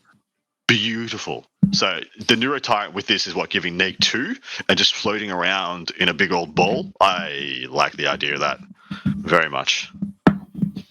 It's only going to get spicier, don't worry. First of the strats, the Smothering Shadow, 1 CP. Any phase just after an enemy unit fails a battle shock. Units from your army within one Synapse unit from your army within 12 of that enemy unit. Roll 6d6 for each 3+ that enemy unit suffers a mortal wound. I feel like did they preview this somewhere, somehow, someday? I feel like I've seen this strat before. But anyway, it's pretty. I think it's great. So it's an average of 4 mortals, right, for 1 CP, which is a good rate for mortal generation. What more is there to say? It's great, I think. So, John, get the next one. Yep. Synaptic Channeling for 1 CP. Command phase, 1 Synapse unit from your army. And until the end of the turn, while a friendly Tyranid unit is within 9 inches of the selected unit, that unit is within a Synapse aura of your army. This one's a little boring in my mind, but it will occasionally be useful. Fair enough. Robbo, next one. Irresistible Will, 1 CP, your shooting phase or your fight okay, so it's your shooting phase or the fight phase. Interesting. 1 Synapse unit for your army that's not been selected to shoot or fight this phase, and 1 enemy unit within 24 and visible to the Synapse unit. Until the end of the phase, each time a friendly Tyranids model makes an attack that targets that enemy unit, if the attacking model's unit is within 6 of your Synapse unit, we roll a hit roll of 1 and we roll a wound roll of 1. So there's a few things to break down here. Very confusingly written. So do your best.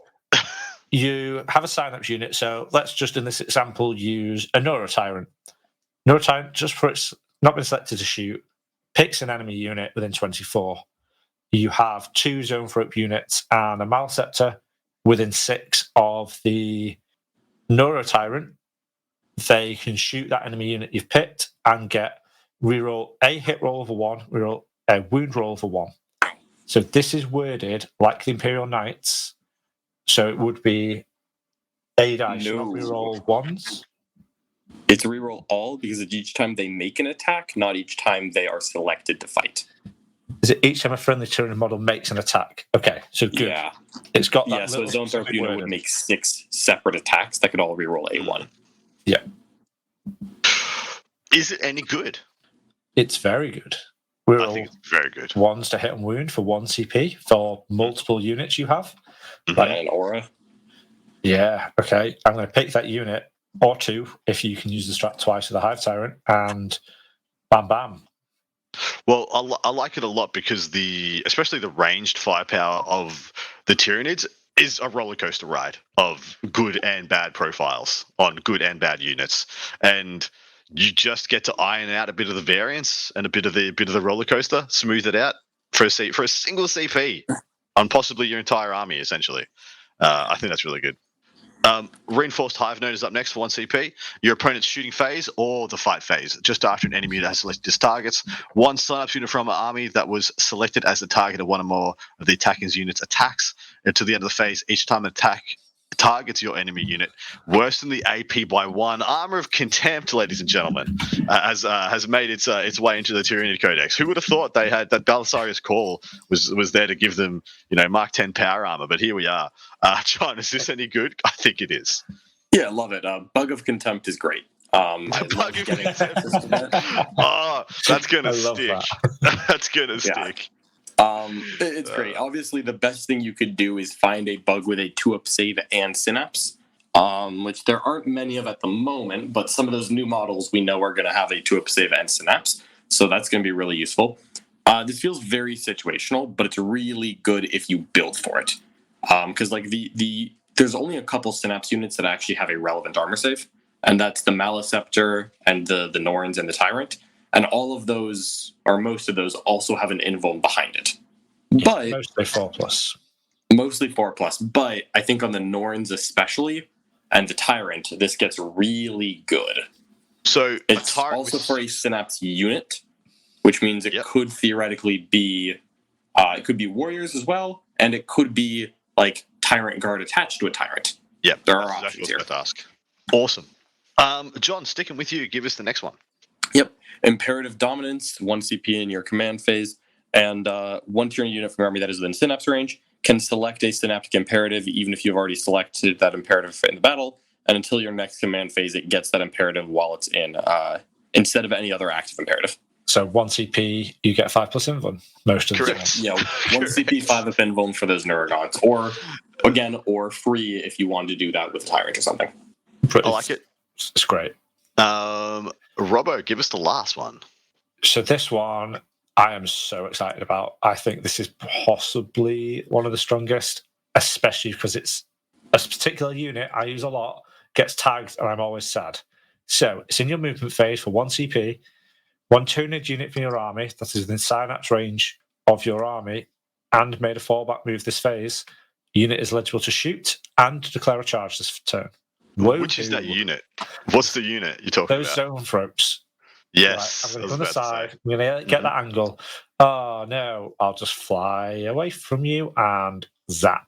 Blast. And, of course, this is the detachment that you kind of want to just take as many as you can. So you could have, maybe half your army is Zoanthropes. So this makes them very potent.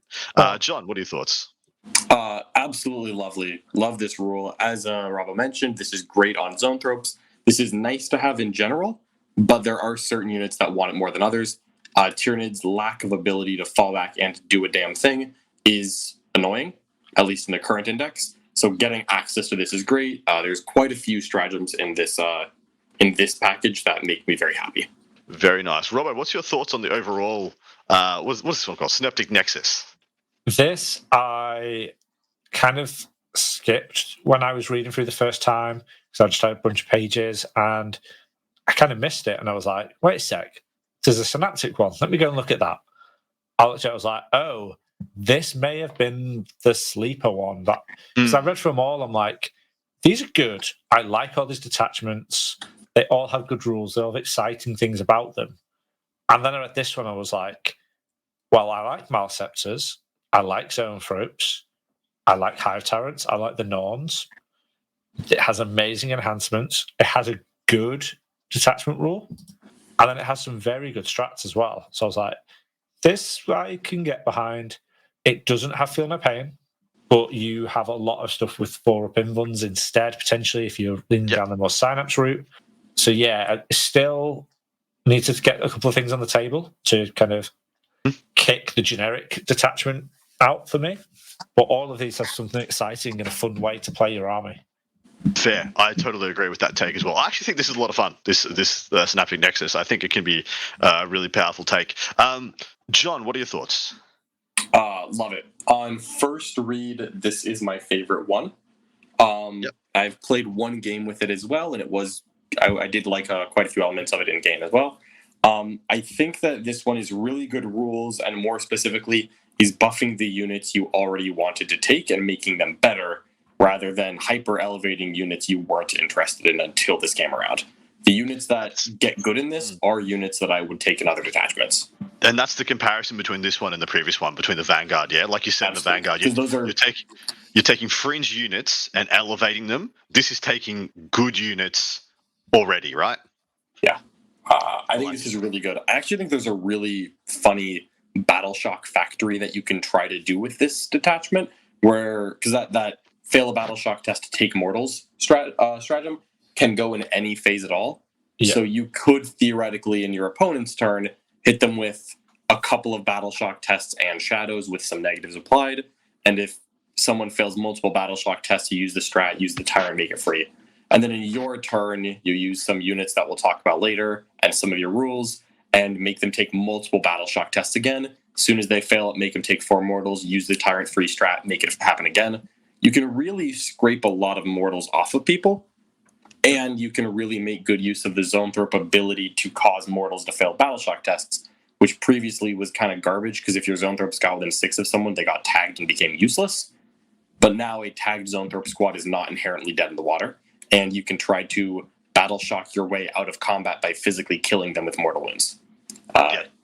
Yeah, in my first game with this, I was able to kill a 5-man Noise Marine squad that tried to charge me in their charge phase, purely because they failed the wrong number of Battle Shock tests. Serves them right. Noise Marines. Never heard of them. We are going to talk about all the detachments at the end. We've probably got another 5-10 minutes, which we're just going to pick out and talk about the new units and then any units that are significantly changed. Most of them, I think about, well, we're going to say like 90% of the data sheets are exactly the same.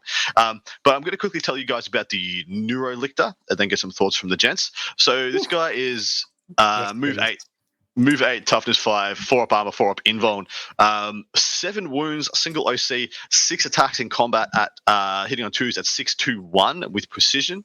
And then it also has a beautiful swathe of core abilities: Infiltrators, Lone Up, and Stealth. Each time this model destroys an enemy character, you get a CP. And in your command phase, select one enemy unit within 12 of the model. That unit must take a Battle Shock test, almost keying into what we were saying previously by John. There are a lot of bits and pieces here you can do.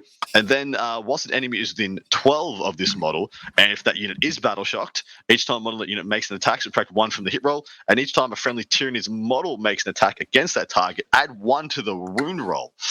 Oof, there is some juicy stuff there. How many points will this guy set you back? This guy's 60. Oh, he is value. Damn. Oh, yeah. Like, in comparison, a Lictor is 70. Why is he cheaper? What? So he is damage 1, not 2 in combat. So? And he is toughness 5 instead of 6. But he has an extra wound and a 4-up invuln. Yeah. And he makes you Battle Shock. I was literally about to say, wound and they think the invuln makes it less durable than the actual one, and you're taking it for Infiltrators, Lone Up, and Stealth, realistically. And the fact that is just a cheaper version of those 3 core keywords, what were they thinking? Slap 3, please, in your list. Let's go.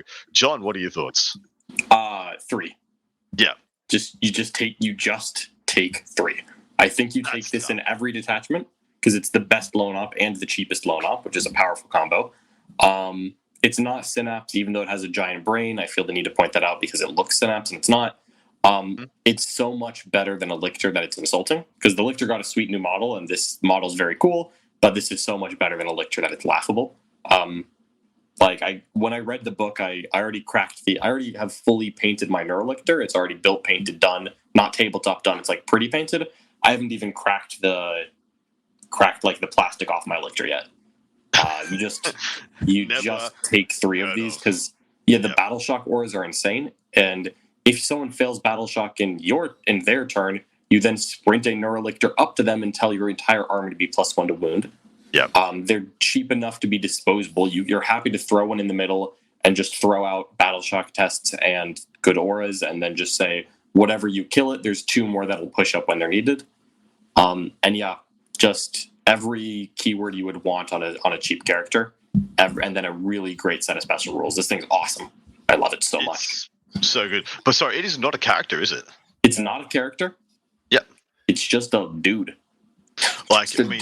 Just a dude. What else more is there to say? All right, Robbo, take us to the non-emissary. Oh, this guy's fun. So we've seen his special rule preview, so I'll start with that, which is start the first battle round. You can either select one enemy unit until the end of the battle. Each time this model makes an attack that targets that unit. You can reroll the hit roll, reroll the wound roll. That's a pretty nice ability, if you ever take it. Pales in comparison, though, to the next one. So select one objective marker until the end of the battle. While this model is within range of that objective marker, it has the Feel No Fame 5+ ability and an objective control characteristic of 15. So its base is 5, and this is a model that's toughness 11 with a 2-up save, a 4-up invuln, 16 wounds, OC 5. All of a sudden, you've just gone, I'm a 2-up, 4-up, potentially Armor of Contempt, 5-up Feel No Pain, OC 15, shift me. Yeah, dude. It is imposing. The writer here is that it also has a 4-up against mortal wounds as well. So this is very unlikely to die to a single Wraith Knight activation as well, which is, I think, quite juicy. Yeah, it then has the ranged weapons we've seen. Pick one of either 2 shots, strength 8 -2 D3 damage, 18-inch range, or 2 shots, strength 12 -3 D6 damage. One interesting thing to note is one is Melter 2. The first one, which is the weaker one, is precision. So that is why that gun exists. Otherwise, it is just a weaker version. Yeah. Your other option is a 2d6 blast, strength 6 -2 1 damage. So it has some nice shooting options. Just to pick one of those, great. It then has 6 attacks in combat, hitting on 2s, strength 9, AP 2, 3 damage. Solid profile. And 4 attacks, strength 7 -2, 2. Yep. It's not bad in combat. They are 285 points. So they're pricey in comparison to a lot of the other NID monsters. They're double your average, probably. But you stick one of these in a flank objective with a Neurolictor or a Lictor in support and go, come on then. I can now push 1,500 points into the middle of your army because I've got a Lictor and a Biovore sat on my own one. Let's go. Yeah.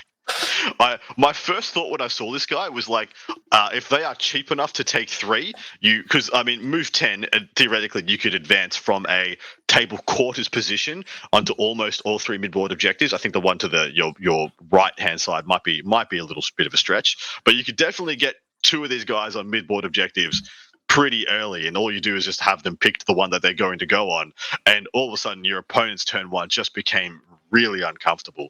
John, what are your thoughts? I think it's quite good. 285 is the price tag where I'm questioning including it. Yeah. I still think it's worth it, but I'm not sure it's worth it. Because a lot of other Tyranid bugs got a little cheaper, you can go far those points With that said, it's definitely good enough to buy, good enough to paint several of. So I'm really excited about that, because this model is to die for. I like that it actually has a good gun, and I also like that they finally just accepted that a Tyranid monster was allowed to hit on 2s. Just someone besides that Tyrant found weapon skill, ballistic skill 2, and I'm just so happy that there's another thing that can do that. I agree with that take. Sticking with you, John, the Norn Assimilator, give us your take there. Yeah, so the Norn Assimilator is similar to the Emissary. It has the same stat line, but no 4+ invuln, so not quite as tanky there. It has the same singular purpose rule, where it can either get full rerolls against a thing or pick an objective to go God mode on. Obviously, you like the objective one a lot. Its other rule, however, since it loses the fort field and pan against mortal, so again, losing some defense here. And once per turn, when an enemy unit with an engagement range of this model is selected to fall back, roll a dice on a 2+, that unit suffers D6 mortals. So pretty cool. If you can kill something, consolidate into someone, and it tries to fall back, you can just hand them a bucket of mortals. That's quite nice. And then its offensive profile is different. It has a different gun, because this one is not a Psyker. It has a Toxin Injector Harpoon, which is an amazing gun that is 12 inches range. Mm-hmm. So 2 shots at 12 minus 3 D6 plus 1. Ballistic skill 2, of course. Only range 12 makes me like this a lot less, but the profile is quite good. And then if it when it shoots with this weapon, it selects a monster or vehicle that it was hit by one of those attacks, and it is +2 to charge against that enemy monster or vehicle. So you can do very funny things by arriving from reserves, trying to harpoon a tank, and if you don't kill it, you actually get a very makeable charge into it. And then its melee is a little bit better than the Emissary, which I like a lot, because it still has the 6 attacks at 9 and -2, 3, but it then has 4 attacks at 12 minus 3 D6 plus 1. So my quest to find a Tyranid unit that can kill an Armiger in 1 round of combat is finally at an end. This is, I believe, the only unit in the book that can expect to kill an Armiger 51% of the time. How many points will this run you? Yeah, why'd you have to ask that question? No, because I figure it's the cost of 2 Armigers. And so as soon as you made that comparison, I just slap it down a little bit. I think it's 305. It is, yeah. Yeah, so it's pretty much the cost of 2 Armigers. So yes, it should be able to freaking do that. Absolutely, it should. I feel like they accidentally flipped the points on these. Yeah. So it doesn't make any sense to me that the one with literally double the active durability by having a 4+ invulnerable save is the cheaper of the 2, and also the one that has the vastly more applicable gun at 18 inches rather than 12 inches. It's still good enough in combat. Like, it's not like the Norn Emissary is bad in combat. It's very, very good in combat. Good enough to get most jobs done. Yeah, Robbo, what are your thoughts? So you lose 1 damage on its gun because it's D6 versus D6 plus 1 for the Assimilator, but you gain 6 inches of range. And melted 2. And melted 2, man. Like, so I half wish this was 2 guns. So you're like, I can shoot and maybe try and kill a tank that's damaged and then get a charge off against something else. Because if you just roll a little okay, obviously 2d6 plus 2 damage, you're like, yay, I've killed off. The piranha you wanted to get the charge off just collapsed on itself and you're stuck. Yeah, if you could split, like, I'm going to do 1 there to do a bit of damage and 1 to give me the charge I need. Great. I don't get why it has no invuln, though. Even just give it a 5+ or something. And I'd be like, okay, now I can consider this. There's a very real argument that in the Synaptic Nexus, it doesn't need it because it is a 2-up armor, covers a joke in 10th edition, but then it's also a weird thing where sometimes you have to spend Armor of Contempt. Yeah, and then once per game, and/or flexing into the 5-up invuln. Should your opponent have a bunch of neg 4, for example, I will make a point, though, that if we take this datasheet as it is, and we didn't have the Emissary, we'd be looking at this and going, okay, this is fun. This has got, maybe it's a little expensive, but this has got some decent stats. I think because we have the 2 options, and one of them just has this really cool ability, the other doesn't, it's like, this one looks meh because this one looks so good. It's not a bad unit. It's just you have a choice of those 2. Yeah, it just hurts. It's losing the comparison. Yeah. Or the 4+ unit painting against mortals cannot be overstated. Also, just having that all the time, especially in the current game, we'll see what happens with dev wounds if anything's going to change there. But it's pretty good right now. There aren't any other new data sheets, are there, boys? Nope, just the 3. And then most data sheets are very similar in this book. Most. Are you able to tell us if any that have changed for people at home? I want to 100%. ask about the key ones straight away. The one every Tyranid and non-Tyranid player is asking about. Have they fixed Biovores so they're rubbish again? I believe no is the answer, right? Woohoo! Say all the Tyranid players. Kind of in the middle. So they didn't change spore mines, but they made Biovores only one unit can launch a spore mine a turn. So you take one Biovore now instead of 2. Yep. Yeah. And you have Nora Lictors instead of the points to go score the rest of your stuff. Correct. Oh yeah, Tyranids will be fine, but they did. They did also make it so that if your opponent can kill one Biovore, so if you have enough indirects to kill one Biovore, that can make your problems go away. But the Biovore got tougher. It gained a wound and a point of save to bring it in line with the Pyrovore profile, since they now share a kit. They're both 5 wounds with a 3-up instead of 4 wounds with a 3-up and 4-up. So it's 5 with a 2-up when it's set in cover from indirect, probably, unless you're Desolators, etc. Yeah, unless you're AP Dash or Desolators or things like that. But the T6 is actually quite useful there. Other profiles that I feel the need to call out getting changed. For my poor Vanguard Invader lovers, they made the Gene Stealer worse. It replaced its reroll 1s to wound and full wounds on objectives with reroll 1s to hit and then also 1s to wound on an objective. So it can no longer full rerolls to wound with its dev wound weapons. Yeah, that was really what made it Like an option. And it still wasn't good. It still wasn't good, but I think in the Vanguard Invader you could have really tried to justify it. But as it is, it's the Tyrannofex actually took a little bit of a nerf / side grade. It's a weird thing. They replaced the -1 damage with the Rogel Dorn rule, where once per game, after your opponent allocates a wound to the Tyrannofex, you can choose to make it damage 0. This is the awkward timing that it's after the wound step, but before the save step. And that's I don't like that. game, did you say? Not just once per turn? Once per game. Yeah, that kind of blows. I see that as a little bit of a nerf. Yeah, that is. That's a bit of a hit. If the Tyrannofex has gone down enough in points, you're like, maybe I can balance that. It went down 10. So 190 you're looking at now. There's still an argument to be made for that, but you have to argue a little bit harder. You look at the points you're now paying for the Norns, that is 100 points less than the Emissary at 280, right? Mm-hmm. Yeah, it is 100 points cheaper, and it's T12. Yeah, I think there's still an argument to be made for him, for sure. But yeah, what do they fit in? What do they make sense in? And what detachments? Because we're going to start talking about the wrap-up. We're going to start wrapping this up, guys. We do 2 ranking metrics to rank documents as they come out. And yes, we have to rank this against the meta opponent which it was launched. So we can only put it and rank it against indexes because there's no other codexes. So it's very hard to get this one right. So please forgive us if our finger isn't on the pulse quite yet. But Robbo, starting with you, out of 10, how happy are you as a Tyranid player with this book? I'm going to say a 7.5. Because it's in a good spot. There's so many different builds and combos I want to try and want to play. I'm sure some of them will be a little bit okay, maybe I'll try that one again later in a few months. But when the meta changes, all of the units have decent rules. Everything's fun.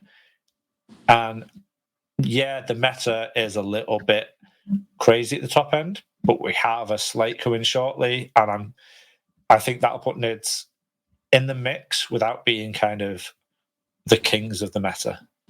All right, John, out of 10, what's your ranking? Happiness, 8. I'm pretty happy. It didn't address every concern I had.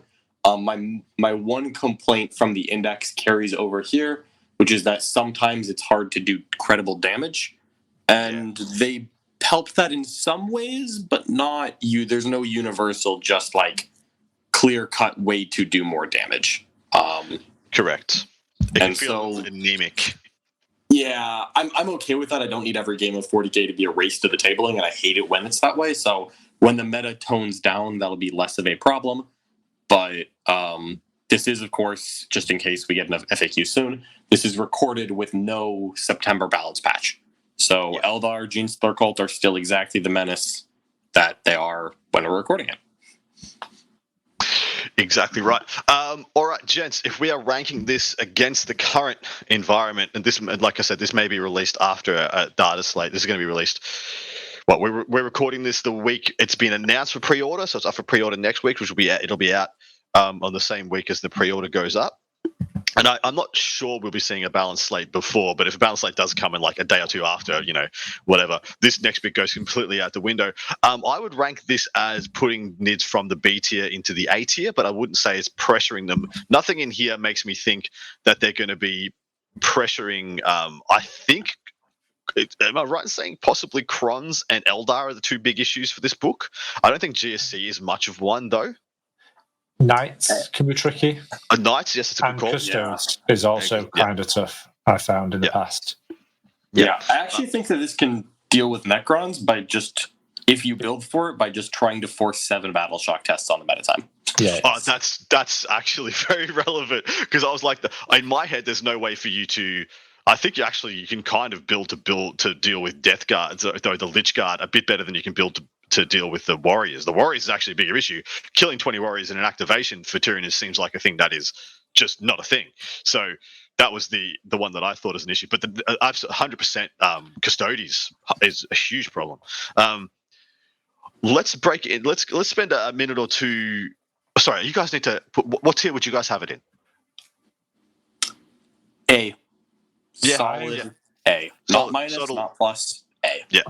I would probably go very top of B, because I think having those few armies in A, because I'd put like Eldar's obviously just Eldar do their own thing, but because you've got like Custodes and stuff up there, I think I'd put in A, which it still has that slight problem with.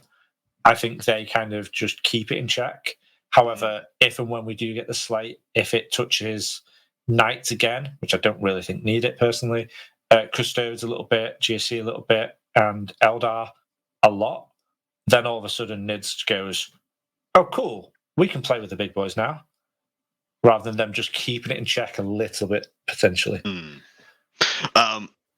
That's actually a fair take as well. So, yeah, we got, 1 B plus and 2 middle of A's. And I think it's all pretty relevant. In saying that, let's talk quickly about those attachments for a minute or two before we check out of here. It's kind of a tale for me of there's one that I think is awful. I actually think the Crusher Stampede is bad. The rest of them are very playable with ups and downs. Like the Harvester one, I think, is just awkward. And then the other 3, the Unending Swarm, the Vanguard, and the Synaptic one are all, I think, extremely usable, depending on how deep you want to go with the skews. The only one that I think is a contender for the all-comers build is the Synaptic one. And so I think it's either the Synaptic or the Invasion Sweep if you want to just go the all-comers. What's your take, boys? We'll start with Matt. So I think you've missed the Invasion Fleet off there as well for an all-comers, because a double 5-up Fiona Payne. I just said that. But never mind. So I was just saying, like the Invasion Fleet, the Synaptic, or potentially the Swarm of just going. I probably should say which Swarm. The Unending. If you can abuse that movement with things on all those endless multitude, because they're cheap enough to get enough bodies and then have some little punch behind it. You may even just be a couple of Norns to sit there and go, here's OC 15 on these objectives. Here's actually 1 million running at you. Once you kill all of that, you've then got these to deal with. Yeah. It's not going to kill a lot, but NIDS don't a lot of the time. But they're very good at scoring. They're very good at mission play. So I think that's where you lean into with these builds. John, what's your take on the detachments? Yeah, I honestly feel like 4 of them are like off the rip competitive. I think the Invasion Fleet is great. I think that both Synapse and Vanguard are a little better than Invasion, but they're not directly better. They're like 1 step to the side and 1 up. So it's forcing you in a different direction. If you don't want to take that direction, Invasion Fleet is still pretty good. I think the Unending Swarm is the Australian detachment, as we're already calling it now. Yes. I think it's great. I just think it's going to tap out in a tournament too often, because having to do a movement of a 20-man unit 3 or 4 times per opponent shooting phase while they're also putting the clock on you for saves and model pulling is going to take a very long time. And I think you've got a lot of good options on the detachments. I'm just really excited that they made 4 of these detachments, in my mind, real considerations. Crusher, I honestly think it's garbage. It's not as good at Monster Mash as 2 other detachments. I think Synapse and Invasion Fleet are both better at monsters. And once you reach that point, what are you doing? Then I think Assimilation Swarm is just too many T's and C's, as my friend would say. Who is that guy? I never heard of that guy. But anyway, that is going to wrap up the first of our Codex reviews for 10th edition. Really happy to see the NIDs getting a really diverse set of rules to go with their diverse set of models now. Thank you so much for joining us. We're going to go over and record part 2. We're just going to answer some beautiful listener questions, start talking about some list construction or the cores of each of these detachments, and give you guys an idea of where to start with your first press competitive builds. Thank you so much again, Robbo, for coming on. Thank you so much again, John, for coming on. You guys are absolute champions of the Hive Mind. My great pleasure to have you here. And yeah, say good night. Good night, guys. Bye-bye.